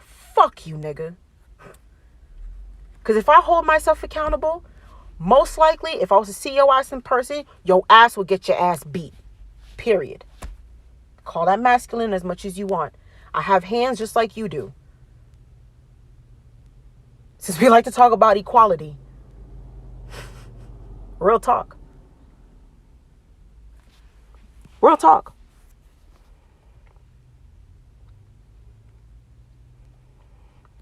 You're getting on my nerves, Zach. Stay focused. Zach, this is how I know you're retarded as fuck. I've never said that I don't need a man. I've literally have never said that, not once in this live stream. This is how I know you're fucking dumb. How fucking retarded are you? I've been on this live for an hour and 33 minutes, and I've never not once said that I don't need a man. I've never not once said that. But y'all want me to pick any man to put my head underneath his balls, and I cannot do that. My dad did not raise me to just allow any man to come into my life. There are criterias, and I wish he had taught me a little bit more. But even from that standard, just from seeing my father, I know what a man is and isn't. I've never said I don't need a man. I would love a man. But a lot of y'all men, first of all, a lot of men who I like, who have the same ideologies as me, are not checking for women like me. So I can't force that man to come in my direction. I'm not going to change myself into some bad bitch to attract a man. That is not my personality archetype. Okay? I don't mind putting on a little lashes. I don't mind laying the lace front and doing the nails, but being a bad bitch is a mindset, and I don't have the mindset.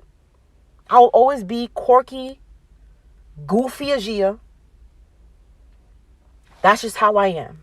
I will never not change that. And I will never not change that, especially for no fucking man. It's either you take me for what I am or that's it. The man that I want to be with, I don't want you changing and wearing some Gucci Prada just to impress me. Don't do that. If that ain't who you are, don't do that. You're never going to see me wear no motherfucking Prada shirt to get no man's attention, because that's not who I am. But a lot of you niggas, y'all aspire to be everybody else but yourself. You trying to aspire to be NBA Youngboy, but you talk shit about him, but you aspire to be him. You blast his music in your fucking house. So I don't know who you are. Half of the time when I'm talking to these niggas, y'all don't have an identity. Something that can, wow, you are unique. Not unique, Fred. You are you. And I can take you for who you are. When I'm talking to some of y'all niggas on here, y'all spit the same thing. Y'all don't sound like individuals. That's why I can't take you serious. That's why I don't even want to talk to y'all niggas. Because y'all are not individuals. You're not. If I'm talking to you, you'll reiterate something that Donovan Sharp said. O'Shea said this. Obsidian said this. Red Supreme said this. One of these niggas said this. Fantasia said this. You don't have a mind of your own, but you want me to respect you. How? I don't even know who you are. You don't even know who you are. But I'm supposed to just drop everything for you because you have a dingling and a pair of balls. This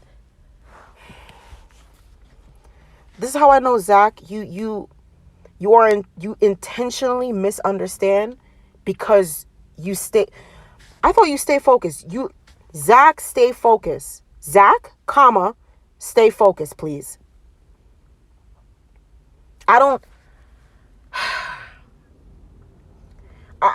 day I'm going to do a video on the definition of the word need and want. Then I'm also going to correlate how human history, how men and women coincide together and coexist together as a unit, to where back then it was a need, but now it's a choice. I can choose to be with you and I can choose not to be with you. Back then, you don't really have much of a choice.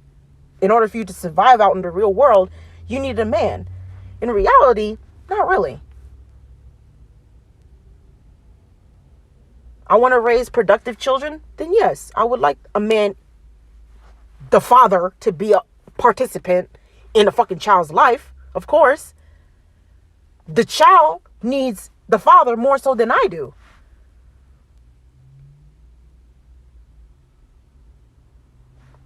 I hate when y'all be saying these things.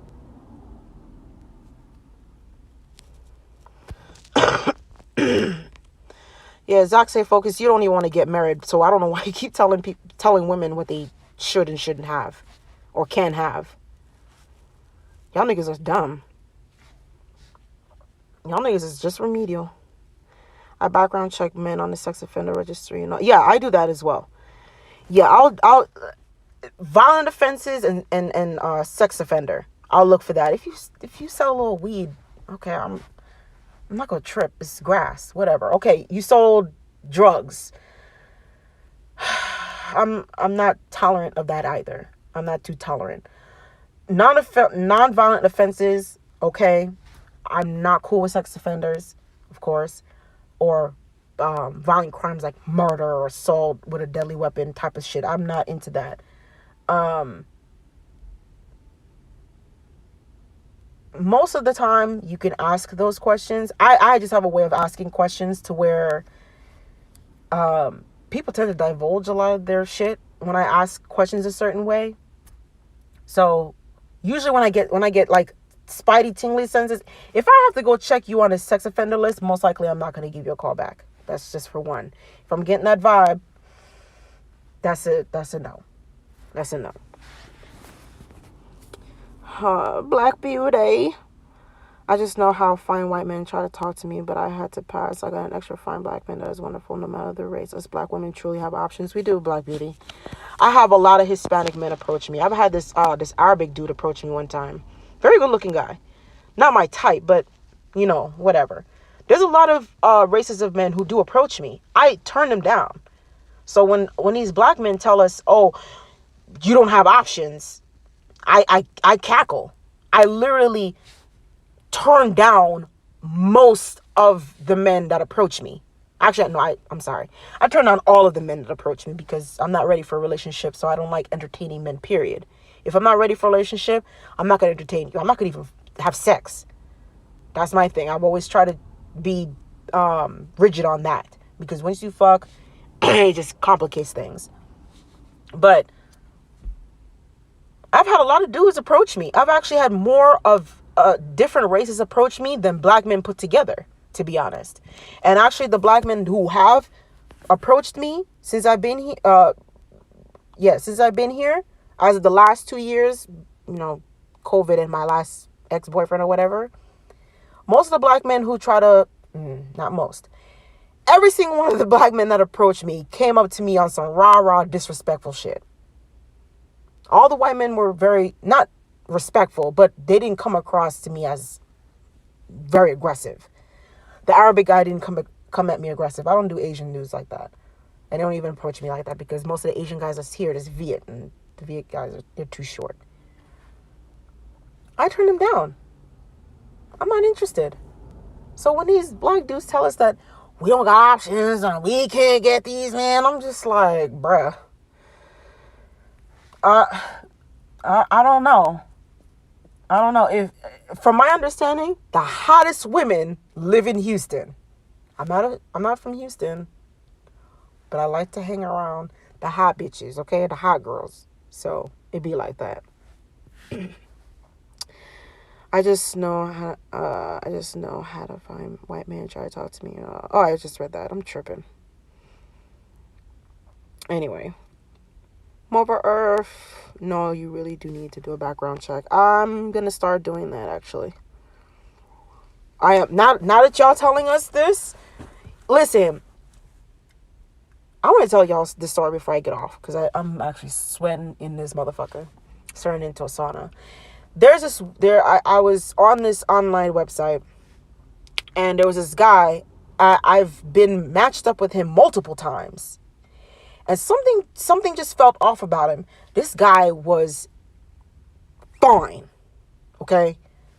Dude, dark skin, 8-pack abs, works out. He had shoulder length locks. Very fine. Dude was looking like a whole African god in this bitch. And I'm talking to him and something just felt off. So I was like, you know what? I'm going to be intrusive, but I got a low. I was like, do you have children? And immediately when I asked him when he had children, he got real turned. And I knew we were going to have issues.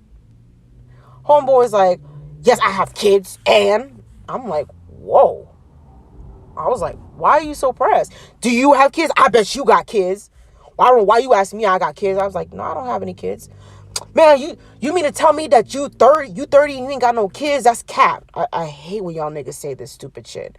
Like, bruh, I'm well aware that I did not pass an 8-pound baby through my vagina. I do remember that I did not birth an 8-pound baby out my vagina. Okay? Stop telling me what did and did not come out of my whole body. Okay? Oh, I know you got kids. You just trying to say that. I said, dude, I don't have kids. He's like, where are you? And I was like, my parents are Jamaican. Well, I know you got kids. So, niggas speaking for me. That's red flag number 1. Red flag number 2 is him literally telling me what did and did not come out of my body and then saying that because I'm West Indian that somehow I must be lying. weird. So I asked him, I said, okay, so you have kids. Are any of your kids, are any of your kids in like Houston and stuff like that? And he got really upset. And I'm like, dude, if I'm going to date you and you say you have children, wouldn't it be respectful of me to ask, simply because I know you might be sharing your time with your kids? And even when I said that, he got mad. He's like, what makes you think that I have my kids? I'm telling you, you niggas be playing yourselves. Y'all be. So I said to him, I said, okay, so you don't have your children with you. And he was like, why does it matter? And I'm like, well, kids need their father. Because the age that he was telling me, these kids are under the age of 12. Those are prime ages you should be with your father. That's just from my understanding. I know Rude be talking about, he don't want to take care of no infant. The best time for a father to connect with their child is during infancy. But you wouldn't know nothing about that, would you? But whatever. So I'm wondering, I'm like, okay, my thing is this. If I'm ever going to date a single father and he's not a participant in his own kid's life, I'm not dating you.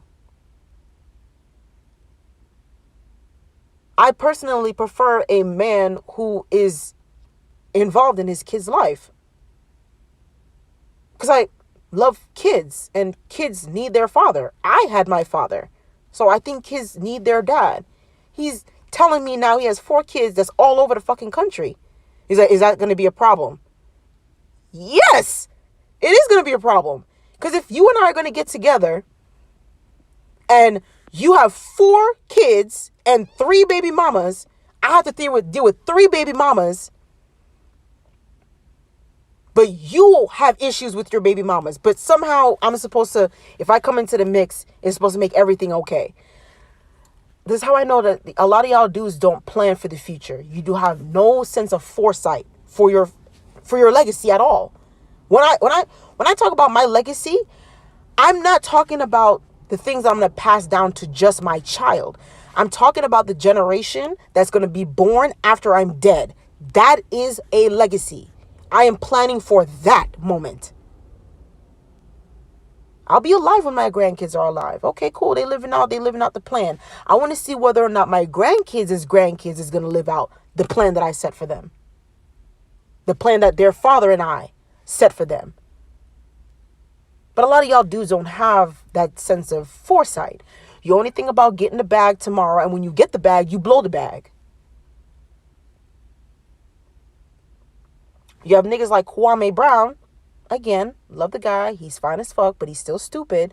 Homeboy's talking about boys who are in 4th grade. Bruh, come on, dude.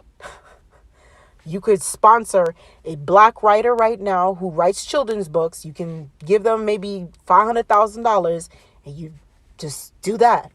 You don't need to go on live almost every day cussing out people. Now, that live with him cussing out Tommy, that was classic.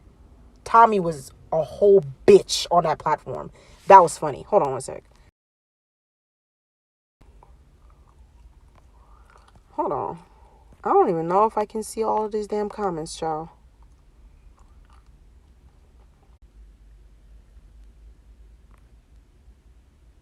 Okay, I think I'm back.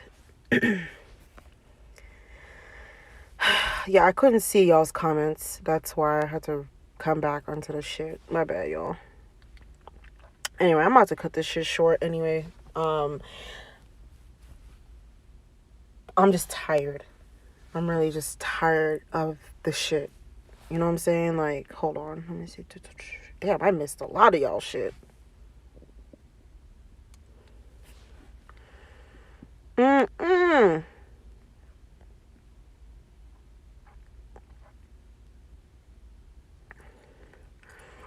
Oh, someone hit Zach?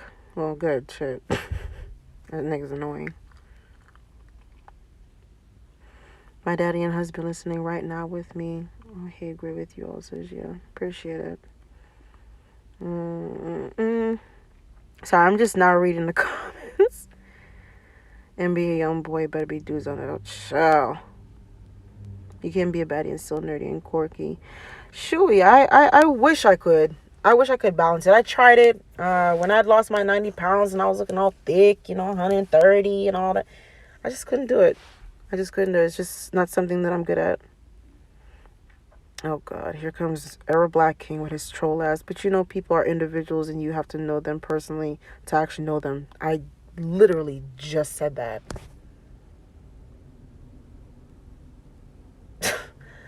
This is how I know some of y'all niggas are dumb. I will beat y'all to the punch because I know where y'all brains are just really that slow. I literally just said I can only take individual men for who they are, but they don't act as individuals because y'all all think the same. Hence, like you, Era Black. You bitch made crying. You cry in every chat. You cry in C Boogie's chat. You cry in Taz's chat. You cry in Nyla's chat. My God, now you're bitching in my fucking chat? My God, aren't you tired? When I first met you, I was bitter and hurt by my ex. It's been 2 years, dude. It's been 2 years. I've been over my nigga, been over that nigga for a minute, working on myself, moved past that bitterness, and you still... This is who you is. I'm sorry, but whiny niggas, that's very unattractive. Who asks you for your respect personally? Just curious. I think you are deep into things that don't even concern or involve you. And then you also taking it to heart. Protect your own mind and heart for well-being. Who asks you for your respect personally? This is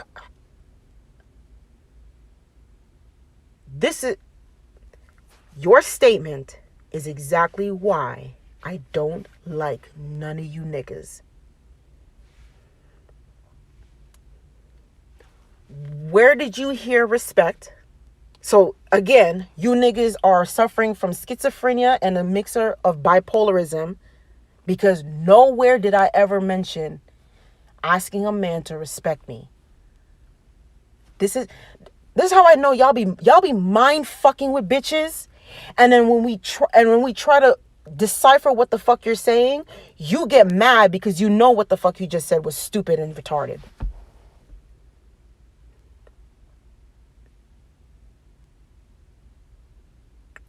You're exhausting. You're emotionally draining. Era Black TV. You are emotionally draining.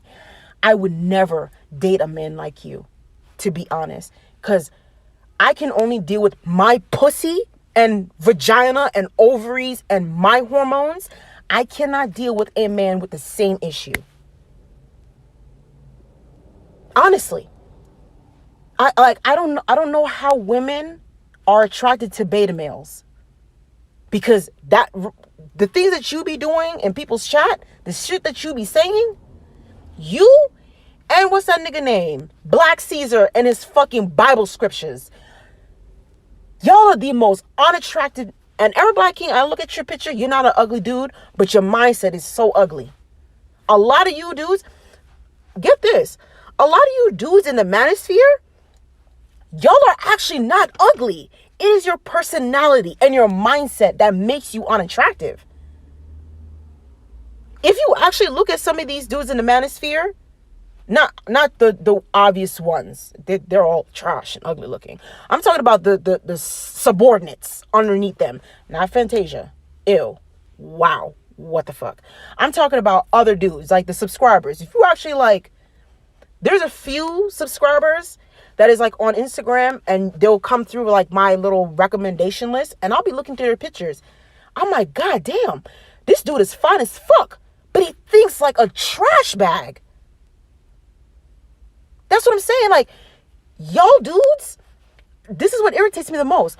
I really wish that the coons were the ugly ones. And then the fine niggas was in the pro-family. I don't want to say pro-black. Pro-black. Pro-family, pro-children, pro-community. For some odd reason, we're left with the I'm lying. There's a few of y'all who's good looking, who's for the community. I'm sorry. I'm talking about in general. The dudes that I dated some really good looking niggas. They not family men. Okay? It be the medium ugly niggas that are all about the kids, all about the family, all about the community. I don't get that. That's what pisses me off the most. Oh no, I'm only on one platform. I'm on my phone. If I could relive my life, I would have children, but go to a sperm bank and leave the children and even husbands. I'm at that point right now where I may do the same. I may just not the sperm bank. I don't necessarily want to do that, but I don't want to raise my kid by myself. My mom didn't raise me by myself. She didn't raise me by herself. But I think having a father that loves your mother and respects your mom, that's imperative to your child's growth. And a lot of y'all dudes, y'all think that marriage is the safety net for all things, and a lot of y'all dudes are just as evil and wicked in marriages as you are as just regular baby daddies. So to a certain degree, I'm not even sure anymore if marriage is a solution. I don't think marriage is a solution, but I do think that it sets a precedence for your children. It set a standard for your kids. Only if in that standard you are working things out and you're trying to be your best self. A lot of y'all are in marriages and y'all are not happy, but because you're married, you think you are in this wonderful standing. And most of the time you're not. But I can't force a man to marry me. I'm not married at 30, not because I can't get a man, but because, again, a majority of the generation of men in my generation don't believe in marriage. If anything, I would have no choice but to date an older man. The 30-year-olds in Houston, they really not looking for marriage. They're not looking for any of that. This is Houston, where everybody's popping bottles and having fun and all that kinds of shit. And y'all men, y'all like to throw your seed all over the place because you can still create children up until your 70s. Whereas for women, we have a very limited window. So, of course, you want to be free and all that kinds of stuff. So you really cannot force black women to wait for you to get your shit together. Because that's what my ex told me. He thought that we're just on break and he's going to get his shit together. I told you, I've said to him, all my boyfriends, all my exes know that once we break up, you will never get the pussy again. I don't go back to exes, and I've never been back. And he thinks that somehow he can come back into my life and probably marry, think that he can fake propose to me and all kinds of shit. I'm going to tell that nigga no to his face. You had me, you lost me. You wasted, you cost me. That's a Joss Stone song.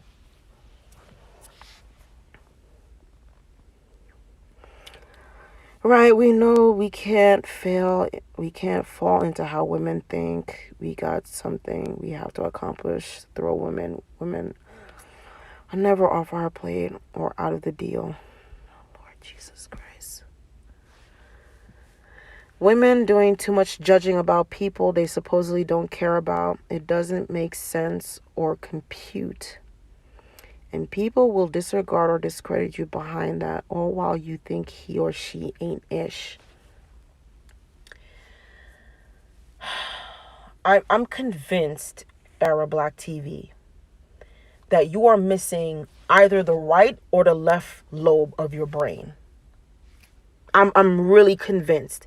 I know Una must be drinking Flint water tea, green tea. I'm convinced, because nowhere did I say I was ever judging anybody. But you don't, I wish some of you men, because this live stream was about a man addressing me. You do realize that, Era Black.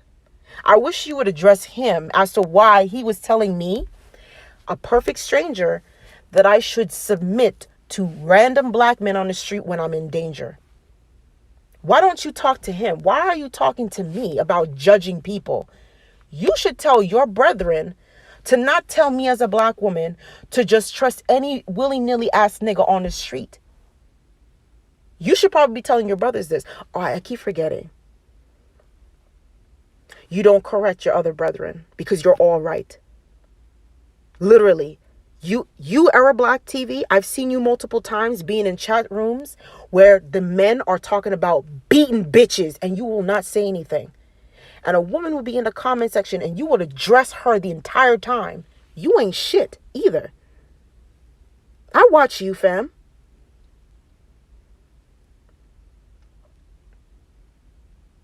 And real talk, who hurt you, my nigga? Just like I asked you that 2 years ago. Who hurt you? And you still didn't answer my question.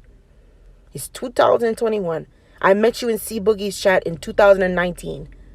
And you was being pathetic as fuck in his chat. I was too, with my bitter ass. And you know what's funny? It was actually C Boogie's content that helped me get over that. It's funny. We were all in the fucking chat and you still didn't learn nothing from that nigga, huh? So y'all really just circle jerking with each other. And as soon as you cover yourself with nut and cum, you go to another chat and you do the exact same thing. Sorry, I'm not going to wipe the cum off of you. If they come dump on you, I'm not getting the warm towel to wipe it off from you. You're going to have to go ahead and do that yourself.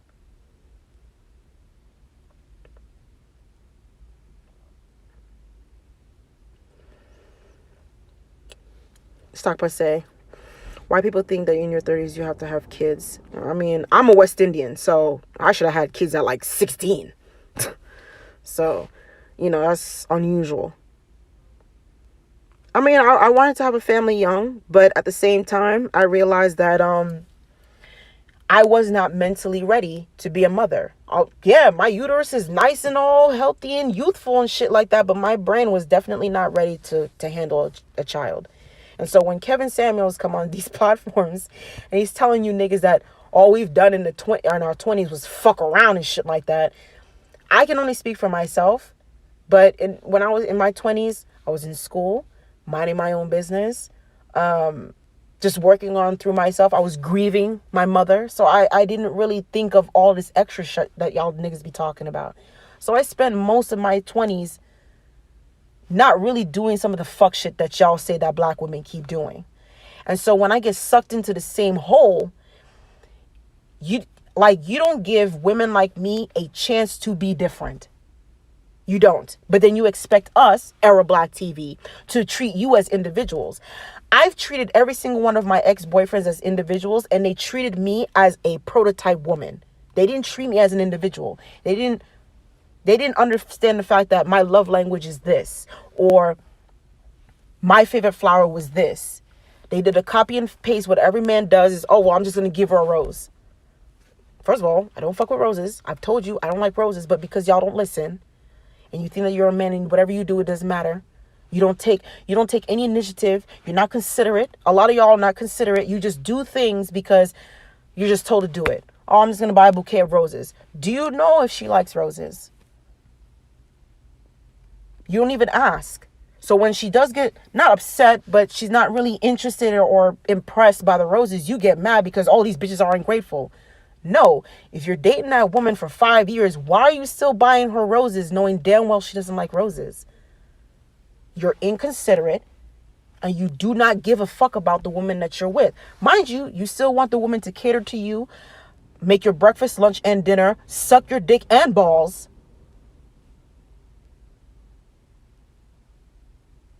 Gooch with hair and everything. But if we request for a specific rose flower type, I don't give a fuck about flowers like that, so I'm not talking about me. I'm just saying in general.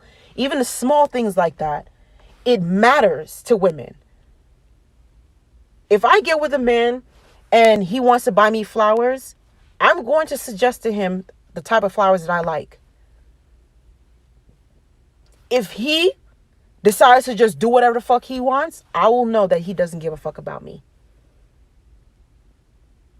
Because I'm very considerate of my ex-boyfriends. When my last ex, he is a tech dude. So I know that what he likes is tech. I'll buy him tech stuff. The ex before him, he was more of an apparel guy.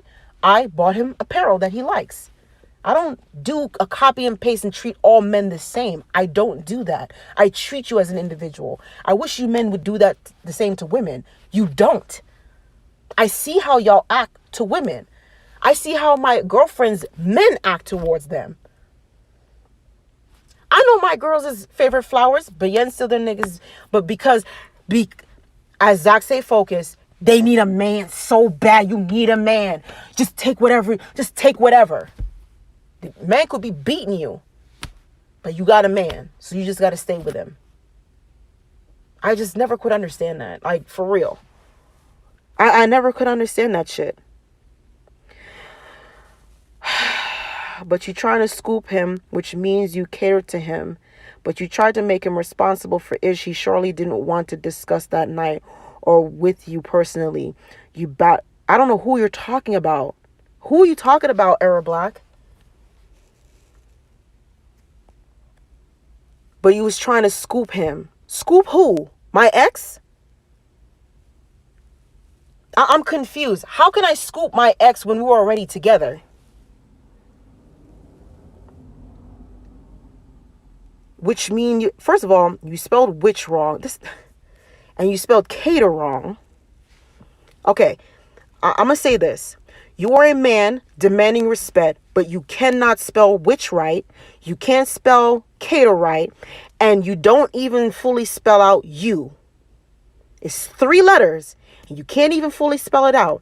But you are in every single chat being a little bitch, crying. You think whatever you're saying is so powerful that it's going to resonate with me. If you can't even spell, do you think that I'm going to pay attention to what the fuck you got to say? Jesus, God. Jesus, blood clot, me about to for real get the fucking vaccination. I'm going to just fly to Jamaica. I'm going to just go a yard. I'm going to not just delete my YouTube, delete my Facebook, delete all of them things. I'll just go in a yard, smoke my ganja, and eat my fucking plants. Because you niggas are dumb. Let me cater to you. Cater with an O, not an E. Jesus Christ. Oh my God. Like, this is why I smoke. I'm about to go inside and I'm about to roll me something, bitch. I'm about to roll something because you motherfucking... Listen, I guess if y'all niggas wasn't so remedial, I wouldn't be smoking this hard. I really would not be smoking. Honestly, the times that I'm not listening to y'all motherfuckers complaining on YouTube, I don't smoke. Maybe that's, you know what? Shucks. I'm going to take accountability for my lungs. And I'm not going to get on this here YouTube to listen to you nigglets cry. Because you're saying that, oh, I shouldn't be worried about what these niggas got to say. But you should tell that nigga why he's in my comments, though. Why are you telling me not to respond?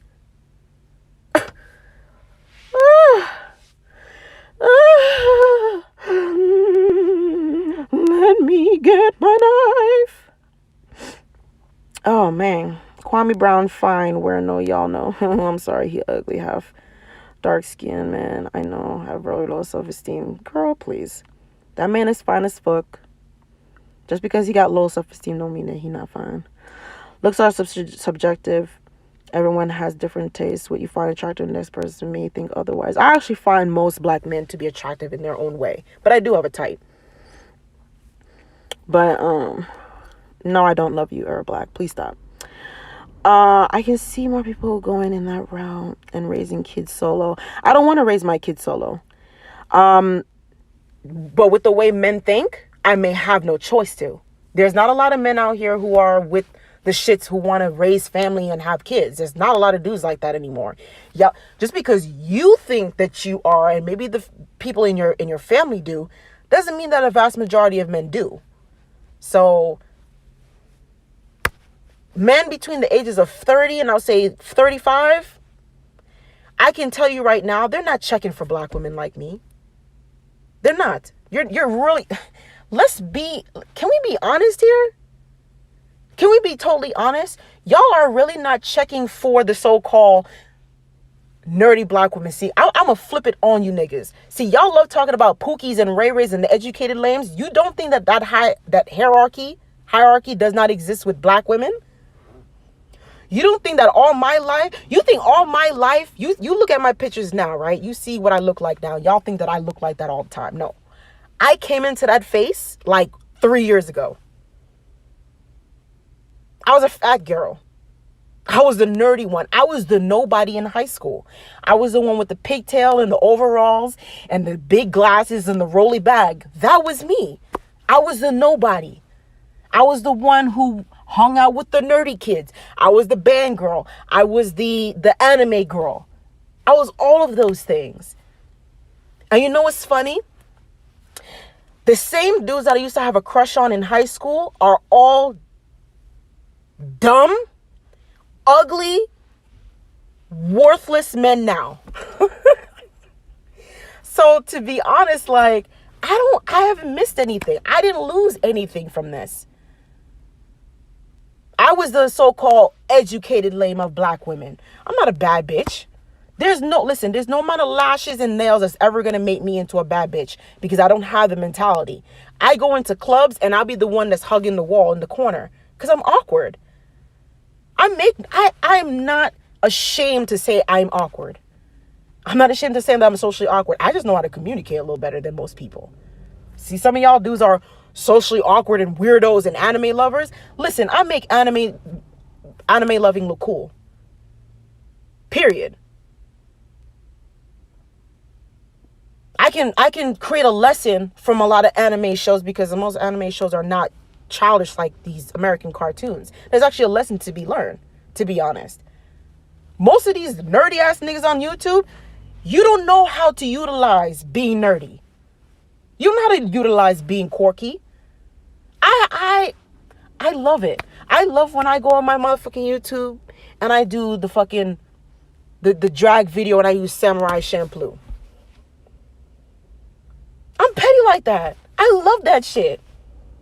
But a lot of you niggas, y'all are ashamed of that. Or you just make liking anime look awkward and weird. Only weirdos take it to the extreme that y'all do.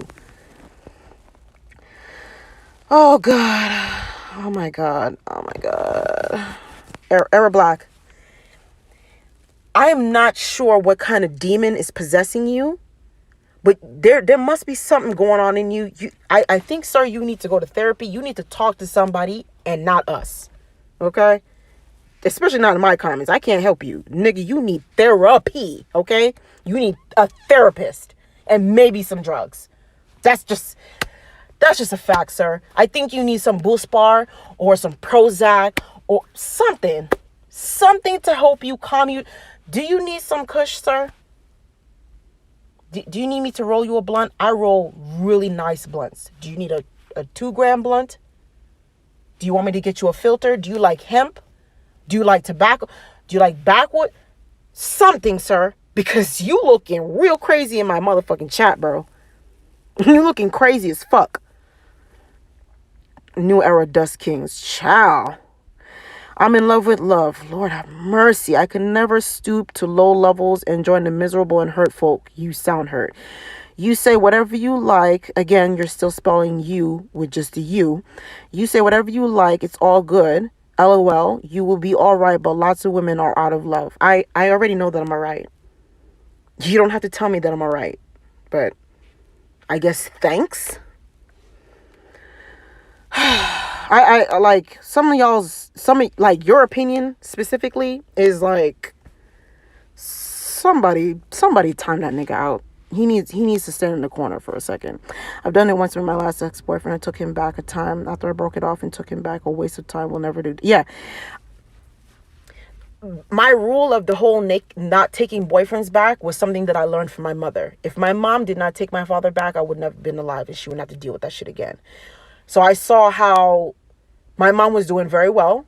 She went back and she ended up having me. I'm not saying I'm a curse or anything, but in all actuality, the way my mom was progressing in her life, she set herself back by feeling like she needed to fall back on a man again. And she was doing a lot better alone. Just like before I met my ex, I lost 100 pounds by myself, and I was loving myself. I was looking good. My skin was flourishing. My hair was growing. My nails was growing. My money, my bank was growing. My love for myself was growing. Then I met this nigga. I've noticed more so that every time when I do get with a man, I lose myself. It doesn't matter how much I'm able to prioritize me. Loving a man is very draining, especially if he does not know how to love himself. And I didn't understand that at first. I mean, I loved myself, but when you get with somebody, you think that they love themselves too. You know what I'm saying? Like, if you vibe in, right, they tell you, you attract what you are. I felt like I was there, I was doing my thing, and then this person was just not where he needed to be mentally. And I thought it was me. And when I got out of the relationship, I realized it wasn't. It really was him at this time. This is the only time I would actually say that, okay, the problem is you. It's not me. Like, the problem in that last relationship, hands down, I can say I did absolutely nothing wrong in that relationship. Like, homeboy was cheating on me within 2 months in the relationship, and I didn't know. I didn't know until after, like 7 or 8 months after, I didn't find out.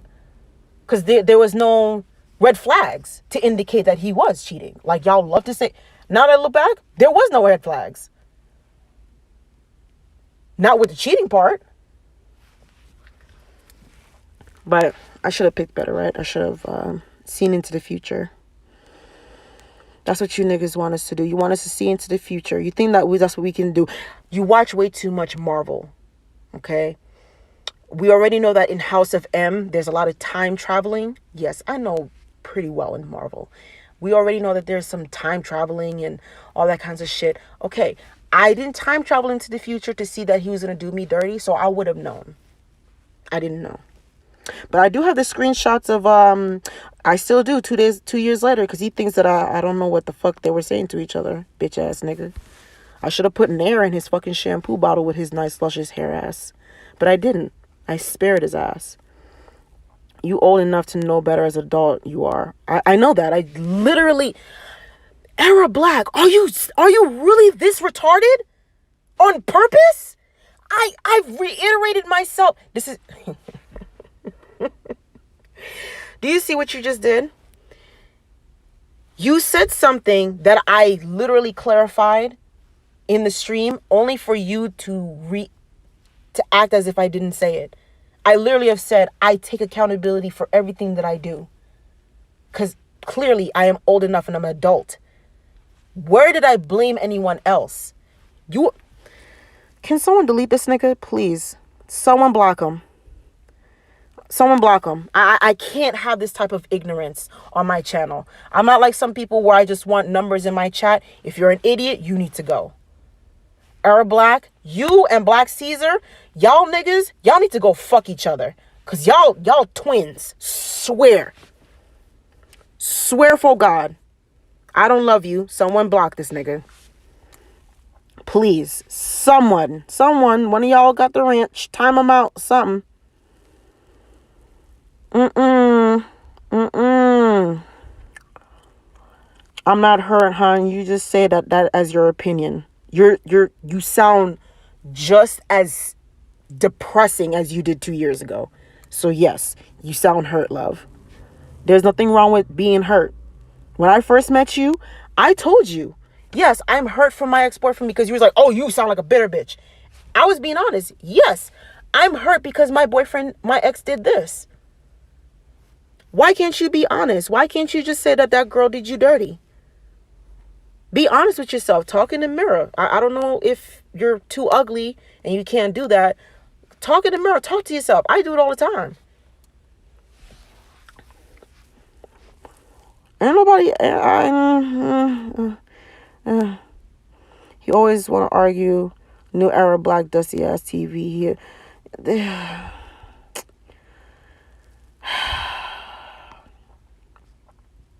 Y'all are annoying as hell. I would love to talk, not argue. It's about conversation for me as possible. No, thank you. I'll pass. Chief, she loves me. Jesus Christ.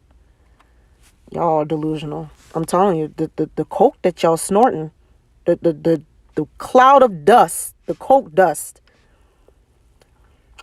that y'all be smoking. My man is B1 man, so I'm about to have him listen in. Why do men think that they have to submit to everyone? No, my man is special and doesn't want that. No other man but him gets that from me. I mean, like, this submission thing, it's very strange to me. I'm more about cooperation than submission.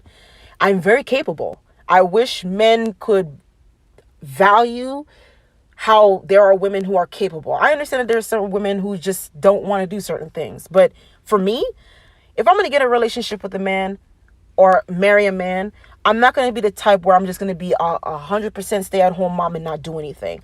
I would like to work. The money that I'm going to make from my little business or whatever will go towards the children, food in the house, trips for the family and stuff like that. Those are the things, that's what I would like to do. But that's not considered submission. I want cooperation. I'm not, first of all, I'm not my man's mule.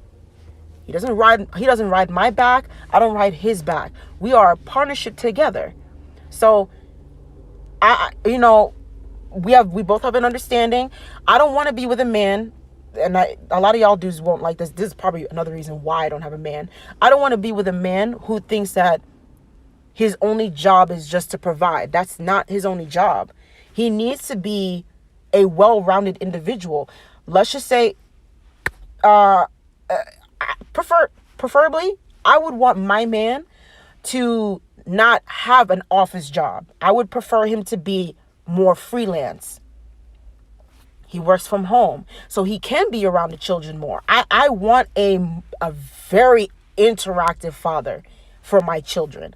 I want where they wake up in the morning, and when he goes out for his run, he picks up the baby, puts the baby in the stroller, and he runs with the baby. That's the kind of husband I want to be with. I don't want to be with a man who I just take care of the baby. He doesn't hold the baby, or a lot of y'all dudes, that's how y'all maneuver. I just go to work, fuck my wife, eat my food, wave to the kids, and just call it a day. That is not fathering. You're present, but you're not active. I want an active father for my children. I want that for the first 6 months, yeah, he's going to wake up and breastfeed the baby because, bro, I carried the baby for 6 months. A bitch needs a break.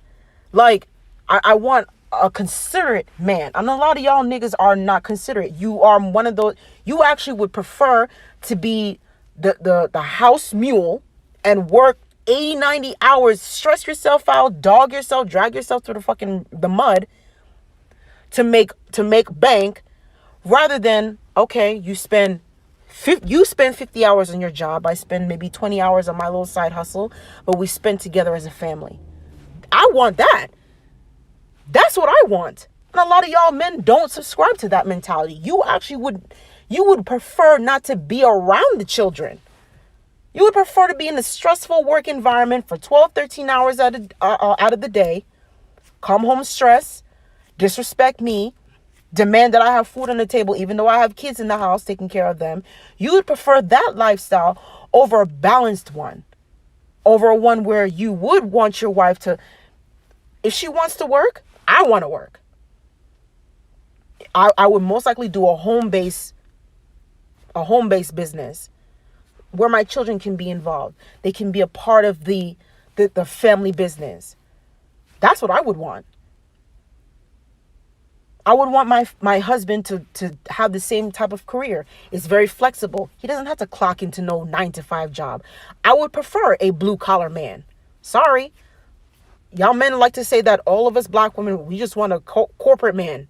I've dealt with a corporate man. That's not my type. You work long hours. You're dealing with manipulation. That type of the corporate field, there's a lot of negative energies in those fields. I don't want that for my husband. I want my husband to be a freelance. He's blue collar. Y'all love saying, oh, we don't want plumbers. Plumbers in Houston? Do you know how much plumbers were making the week after that freeze in Houston? Do you know how many? It's funny. And y'all niggas think this is a joke. I picked up this black dude. He's in his 50s. He was bragging on his daughters. He has 3 daughters and a son. And all of his kids just finished college. And this man, he's a freelance plumber. He has his own business. He has 2 other men who's working for him. And he said he's been making buku money the last few months because people are still recovering from that freeze a few months ago. Because some of the people's pipes are okay when it melted, but then it actually got bad towards the end. And he's making buku money. And he's freelance. He got up whatever he wanted. He left. He's going to come home. And he doesn't have to work for the next 3 or 4 days because that project that he was doing, apparently, he said he was making a couple $1,000s on that shit. That's what I prefer. But you niggas, you actively don't pursue women who think different. You make it seem as if all of us are all the same. Like we all require the same thing. I made a video the other day. I'm not interested in a high value man. And I told you why. And y'all niggas will still be in my comment section asking me, oh, you one of them bitches. I literally have explained what kind of man that I prefer to want. I don't want a corporate dude. I don't want a man who thinks about all he needs to be is his money. I don't want a man like that. I want a communal man. If you're going to have to make $20,000 less just so you can be at home with the kids more, we'll sacrifice that. We'll sacrifice that $20,000 because at the end of the day, for the expense of the child's upbringing, I will sacrifice that. Because to me, that's more important than that extra $20,000, and that's missed time you spending with your child. Do we have these conversations in our community? No. Because you niggas, you go to Kevin Samuels, and Kevin Samuels talk to low vibrational women who do not have any self-respect for themselves, who are inspired by all this celebrity shit. I'm not impressed by celebrity shit. That doesn't impress me. Y'all always talk about, oh, that's bae goals, that's couple goals, and oh, I don't want to end up like Will Smith, as if, first of all, Will Smith and Jada combined are worth you and all of your family, plus my family, plus another family combined. You ain't shit compared to them. So they can really do whatever they want to do. And it's funny. Their marriage is unconventional and their children is unconventional. But look at their kids. Look at them. The boy, okay, yeah, he has blonde hair and blonde eyebrows. The nigga has his own water bottle company to where he has water in places that people don't have water. The daughter does Red Table Talk with her mom, talking about generational traumas and getting over issues that goes on with women. So at the end of the day, we can talk about how unconventional that family unit is, but they raise children who are going to be, yes, they're a little different, but look at them. They actually do care about their community. They're Gen Z. They're Gen Z? They're not millennials. They're Gen Zs. And look at what they do. So I can sit here and do all of this. I don't care about all of that stuff. Okay, cool. She's getting her back smashed by a younger nigga. I don't really fuck with that because she is married to Will Smith. And I do believe in the sanctity of marriage. But at the same time, that ain't my pussy he's wrecking. That ain't my marriage he wrecking. And to a certain degree, those kids still came out pretty decent. Now, let's see what their kids look like. Then we'll see if the malfunction is still there. Other than that,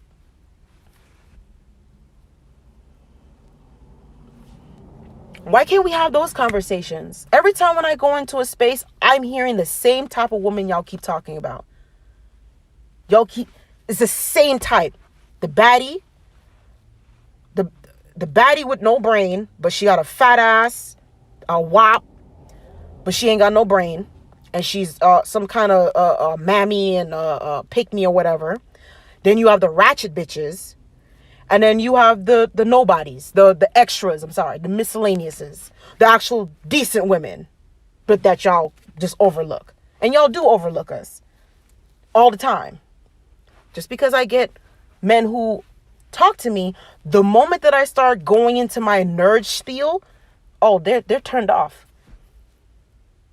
Oh, I don't want to talk to this girl about no damn show called Lost and talk about existential, transhumanism. I don't want to talk about shit. I want to talk about twerking and pussy lips on my face. That's the only thing that y'all thinking about.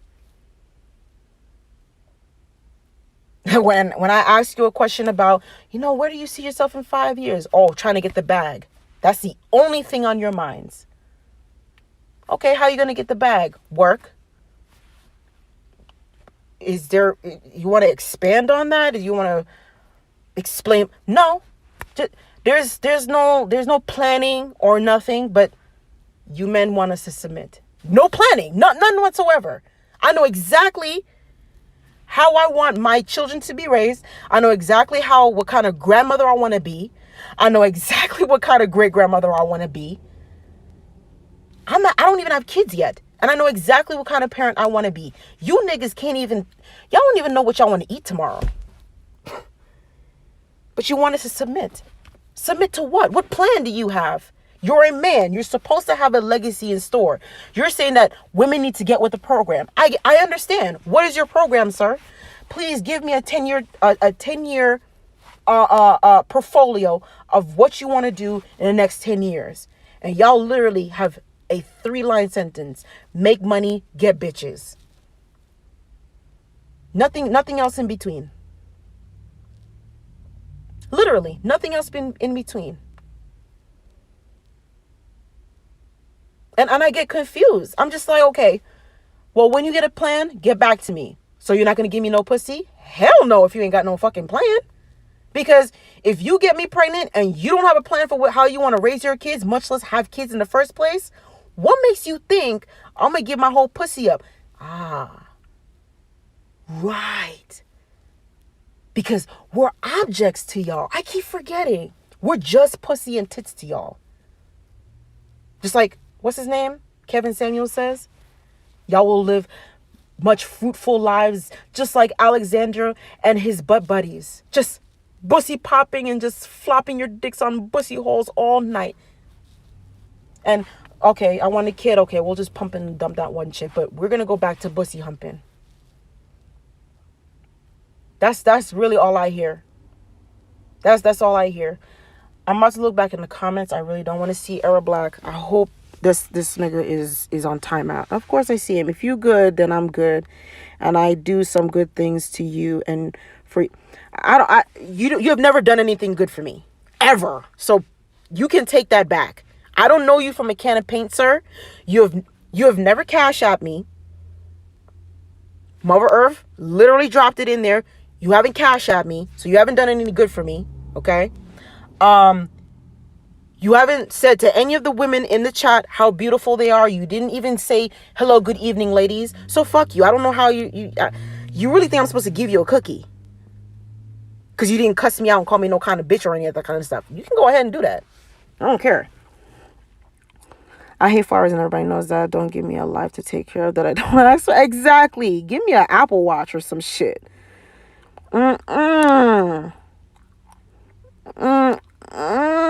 Today women will get a new nigga so fast rather than put up with bullshit. Facts. I just can't do it. For me, if I get with a guy, I need time to recover. Men, I'm an empath, so men drain me.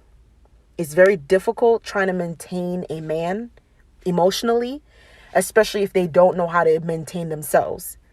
So it becomes very exhausting.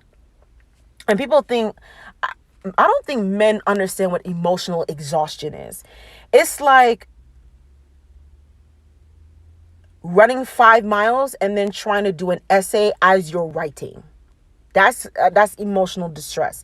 A lot of the dudes that I've been with gave me a lot of emotional distress, and I didn't really understand at the time. I just thought it was, okay, well, I gotta cater to you, so this is just my job type of thing. So I was like, okay, well, this is what wives supposed to feel like. But I'm like, I don't think wives are supposed to feel like this is slavery, because it felt like slavery, because I wasn't getting paid, of course. Okay. And yeah, I didn't get anything. from any of these dudes that I've dated, I received nothing from these men. And I know it may be like weird to some of y'all, like, cause y'all be getting like, man, I had this dude, he paid this bill. I've never had a man pay my bill for me. I mean, when we go out to eat, yeah. But as far as like, oh, hey, babe, you know, my phone bill's about to get cut off. Do you have like $35 so I can cover it? Never had that happen for. That's never happened for me. And I know dudes are going to be like, oh, you should have picked better. No, y'all are just stingy and cheap. And once you find a woman who is not like demanding you to buy gifts, you exploit that. You really do. Because I'm not the type of person that's like, oh, you need to buy me this Gucci. Oh, we need to go shopping and we need to do this. I'm not the type of person that's going to demand that type of stuff. So when I don't, a lot of y'all dudes take that as a cue to just, okay, well, I don't have to give her shit at all, so she better not ask type of shit. I have a problem with that because I'm a gift giver. But that doesn't mean that I don't like receiving gifts either. But, oh, I'm a gold digger from asking for a gift. Oopsie. Yeah, I'm gonna go back to school, man. Real talk. I love anime too, sis. We all love anime, man. Anime's lit. Men like nerdy women. They just want to lust her as well. Yeah. No, y'all don't love nerdy women. Let's stop lying. Y'all be lying on here. And first of all, I hang out with a lot of nerdy women and they can attest to what I'm saying. Y'all niggas do not, even the nerdy men do not check for nerdy women. Y'all think that y'all too good for us. You think that you're way better. You need to get the hottest Instagram bitch. That's really how y'all think. You know why? Because I have crushes on nerdy dudes and they tell me all the time, oh, I like this girl, and she's considered a baddie and out of his league. Most, if not all of them. Y'all don't like nerdy women. Let's get off of that. Especially if the nerdy woman is actually a nerd and she out nerds you. Oh yeah. Y'all get intimidated by everything. You get intimidated by a smart woman. You get intimidated by a woman with a fat ass because it just means that your dick is short. You get intimidated by nerdy women because a lot of us nerdy women, because we have to constantly compete against y'all, we end up knowing more. Like, honestly, I can talk for hours about Marvel. I can talk hours about DC. I can talk hours about certain TV shows, Lost, fucking movies like Avengers. I can do all of that type of shit. And when I talk to, like, my ex, when I have these conversations with him and he realizes that, wow, I'm actually with a girl who knows more and probably we know the same thing and knows more, they feel some type of way about it. You want us to dumb ourselves down for your ego. And I can't do that. That's why I pride myself on wanting to be with a man who's smarter than me. I'm not pressed by a man who's more intellectual than me. I love that. I'm not intimidated. I admire a man who's thoughtful, who is not a fucking chauvinist, because y'all like to glamorize that. Stop. You look crazy. But y'all don't be checking for nerdy women. Y'all don't.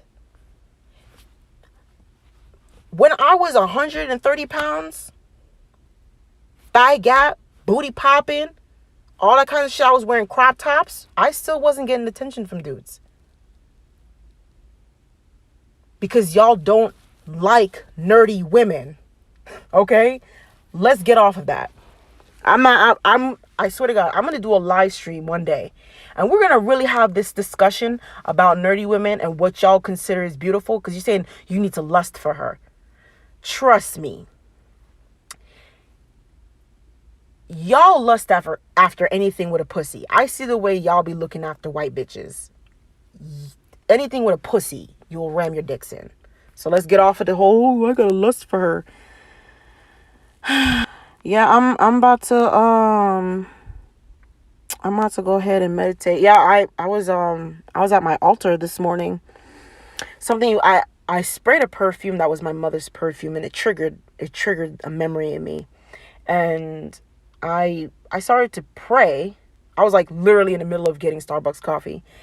And God, I sound like a white girl saying that, but man, weed and caffeine, bruh, them two together, bruh, I'm unstoppable. So, and I literally was like pulling out of the lot, and I just burst into tears, and I was just so thankful for my ancestors. And get this shit, I have a super crush on this dude on Instagram, and I've been low-key stalking his ass on social media, and he's taken notice of me. And it's funny that I was saying something to him. He went live on Instagram, and I'm just the type, I don't know how to flirt. That's just the God's honest truth. I don't know how to flirt. If you think I'm flirting, I'm not. I'm just very bubbly and cute and fun and all that kind of stuff. But as far as like the whole flirting and the, touching the arm and the blinking and the fluttering the eyes, I look bruh. I look wild as fuck when I flirt with a dude. But anyway, I'm flirting with him and stuff like that, and just something just told me and just said to just like scream at my phone like, bruh, I love your energy. I need you in my life. That nigga hung up on his Instagram and called me. When I tell you, I almost fell the fuck out. And he told me like within the next couple hours, he was like, yeah, I'm gonna be in Houston next month. Bruh, I'm about to get out of this car, bro, and like run a couple laps, girl. I'm about to do some lunges, cause bitch, if he coming in Houston, man, I'm already thick. I just need to shape up and tone up, you know what I'm saying? Cause I lost way too much weight.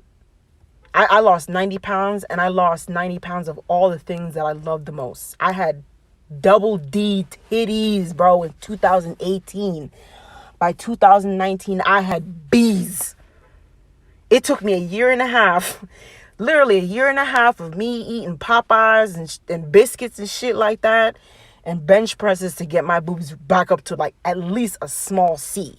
Like, I'm struggling, y'all. But the ass is growing. The ass is getting there. It's getting there, fam. But anyway, homeboy's fine as hell.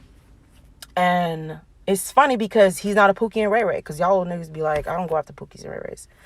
But he's a poet. He's really like low key. He's a white tee and jeans and white J's kind of guy. But his energy is vibrant. And I just wish y'all, man, I'm gonna do a live. Mother Earth, girl, let's see. I know, let's see, your type of dudes is different from mine. I've seen the type of guys that you like. And it's funny because I used to like those type of guys when I was much younger. And as I gotten older, I realized that I don't fit in that, I don't date men out of my league. If I find you extremely attractive and you doing out of my league shit, I'm not coming for your ass. It doesn't make any sense to me. If they look like Boris Kodjoe, yummy. Topkins. He looks like the guy that I like. Do you know what's his name? Denzel Washington's older son? That's what he looks like. Deadass. He's fine. Full beard. When I'm saying melanin, that nigga ain't got a pimple. He ain't got an acne scar. He has no blemishes on his face. I've never seen, I'm lying, I have seen a really good looking black man like him. He actually looks like my ex, but 10 times better. And he can sing. He's a writer. He's a poet. He can dance. He's funny. He's smart. And like, he is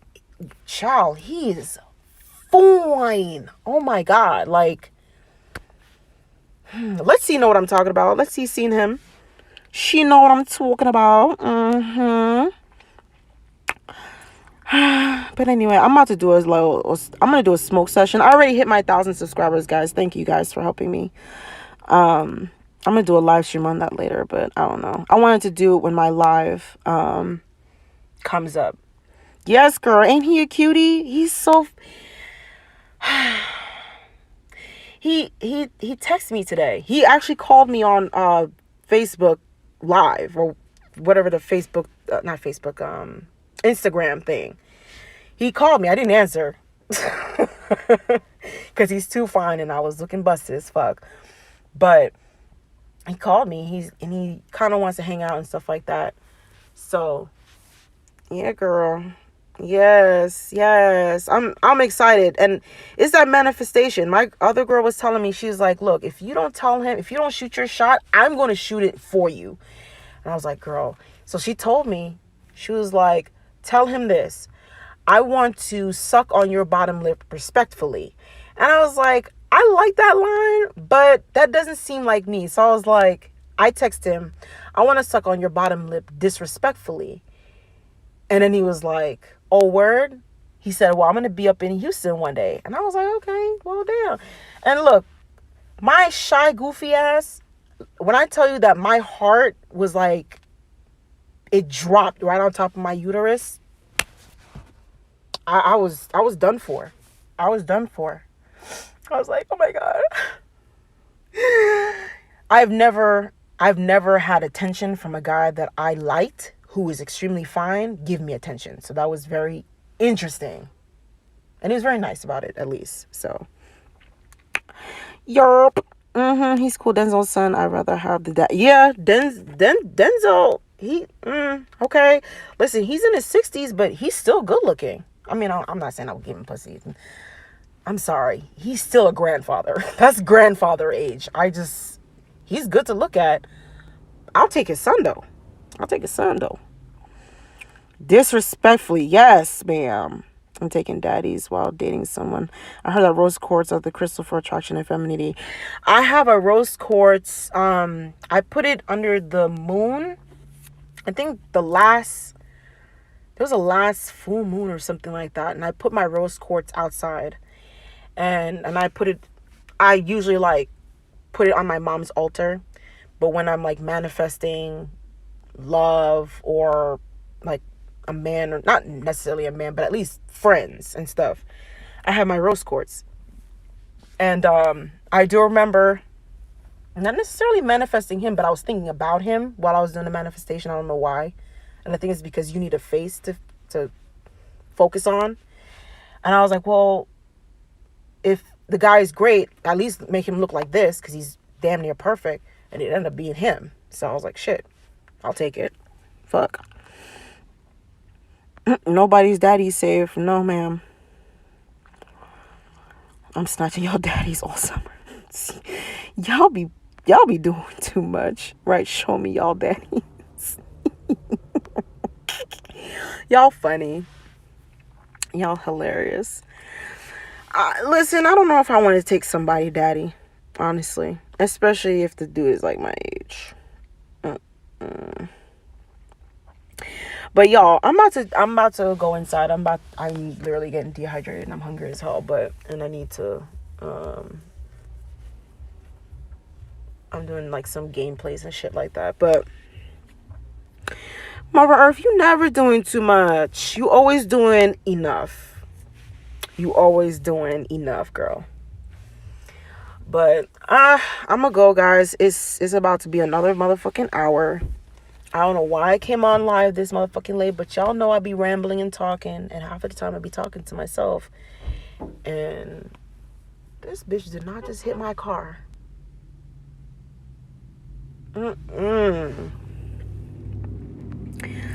Anyway, y'all, I'll see you guys some other time. I'll probably see y'all in a different chat. Probably not, because I've been just working on some stuff, so I'm just trying to keep to myself. But I'll probably come on, do another live about this whole Pookie and Ray Ray and all this nerdyism stuff.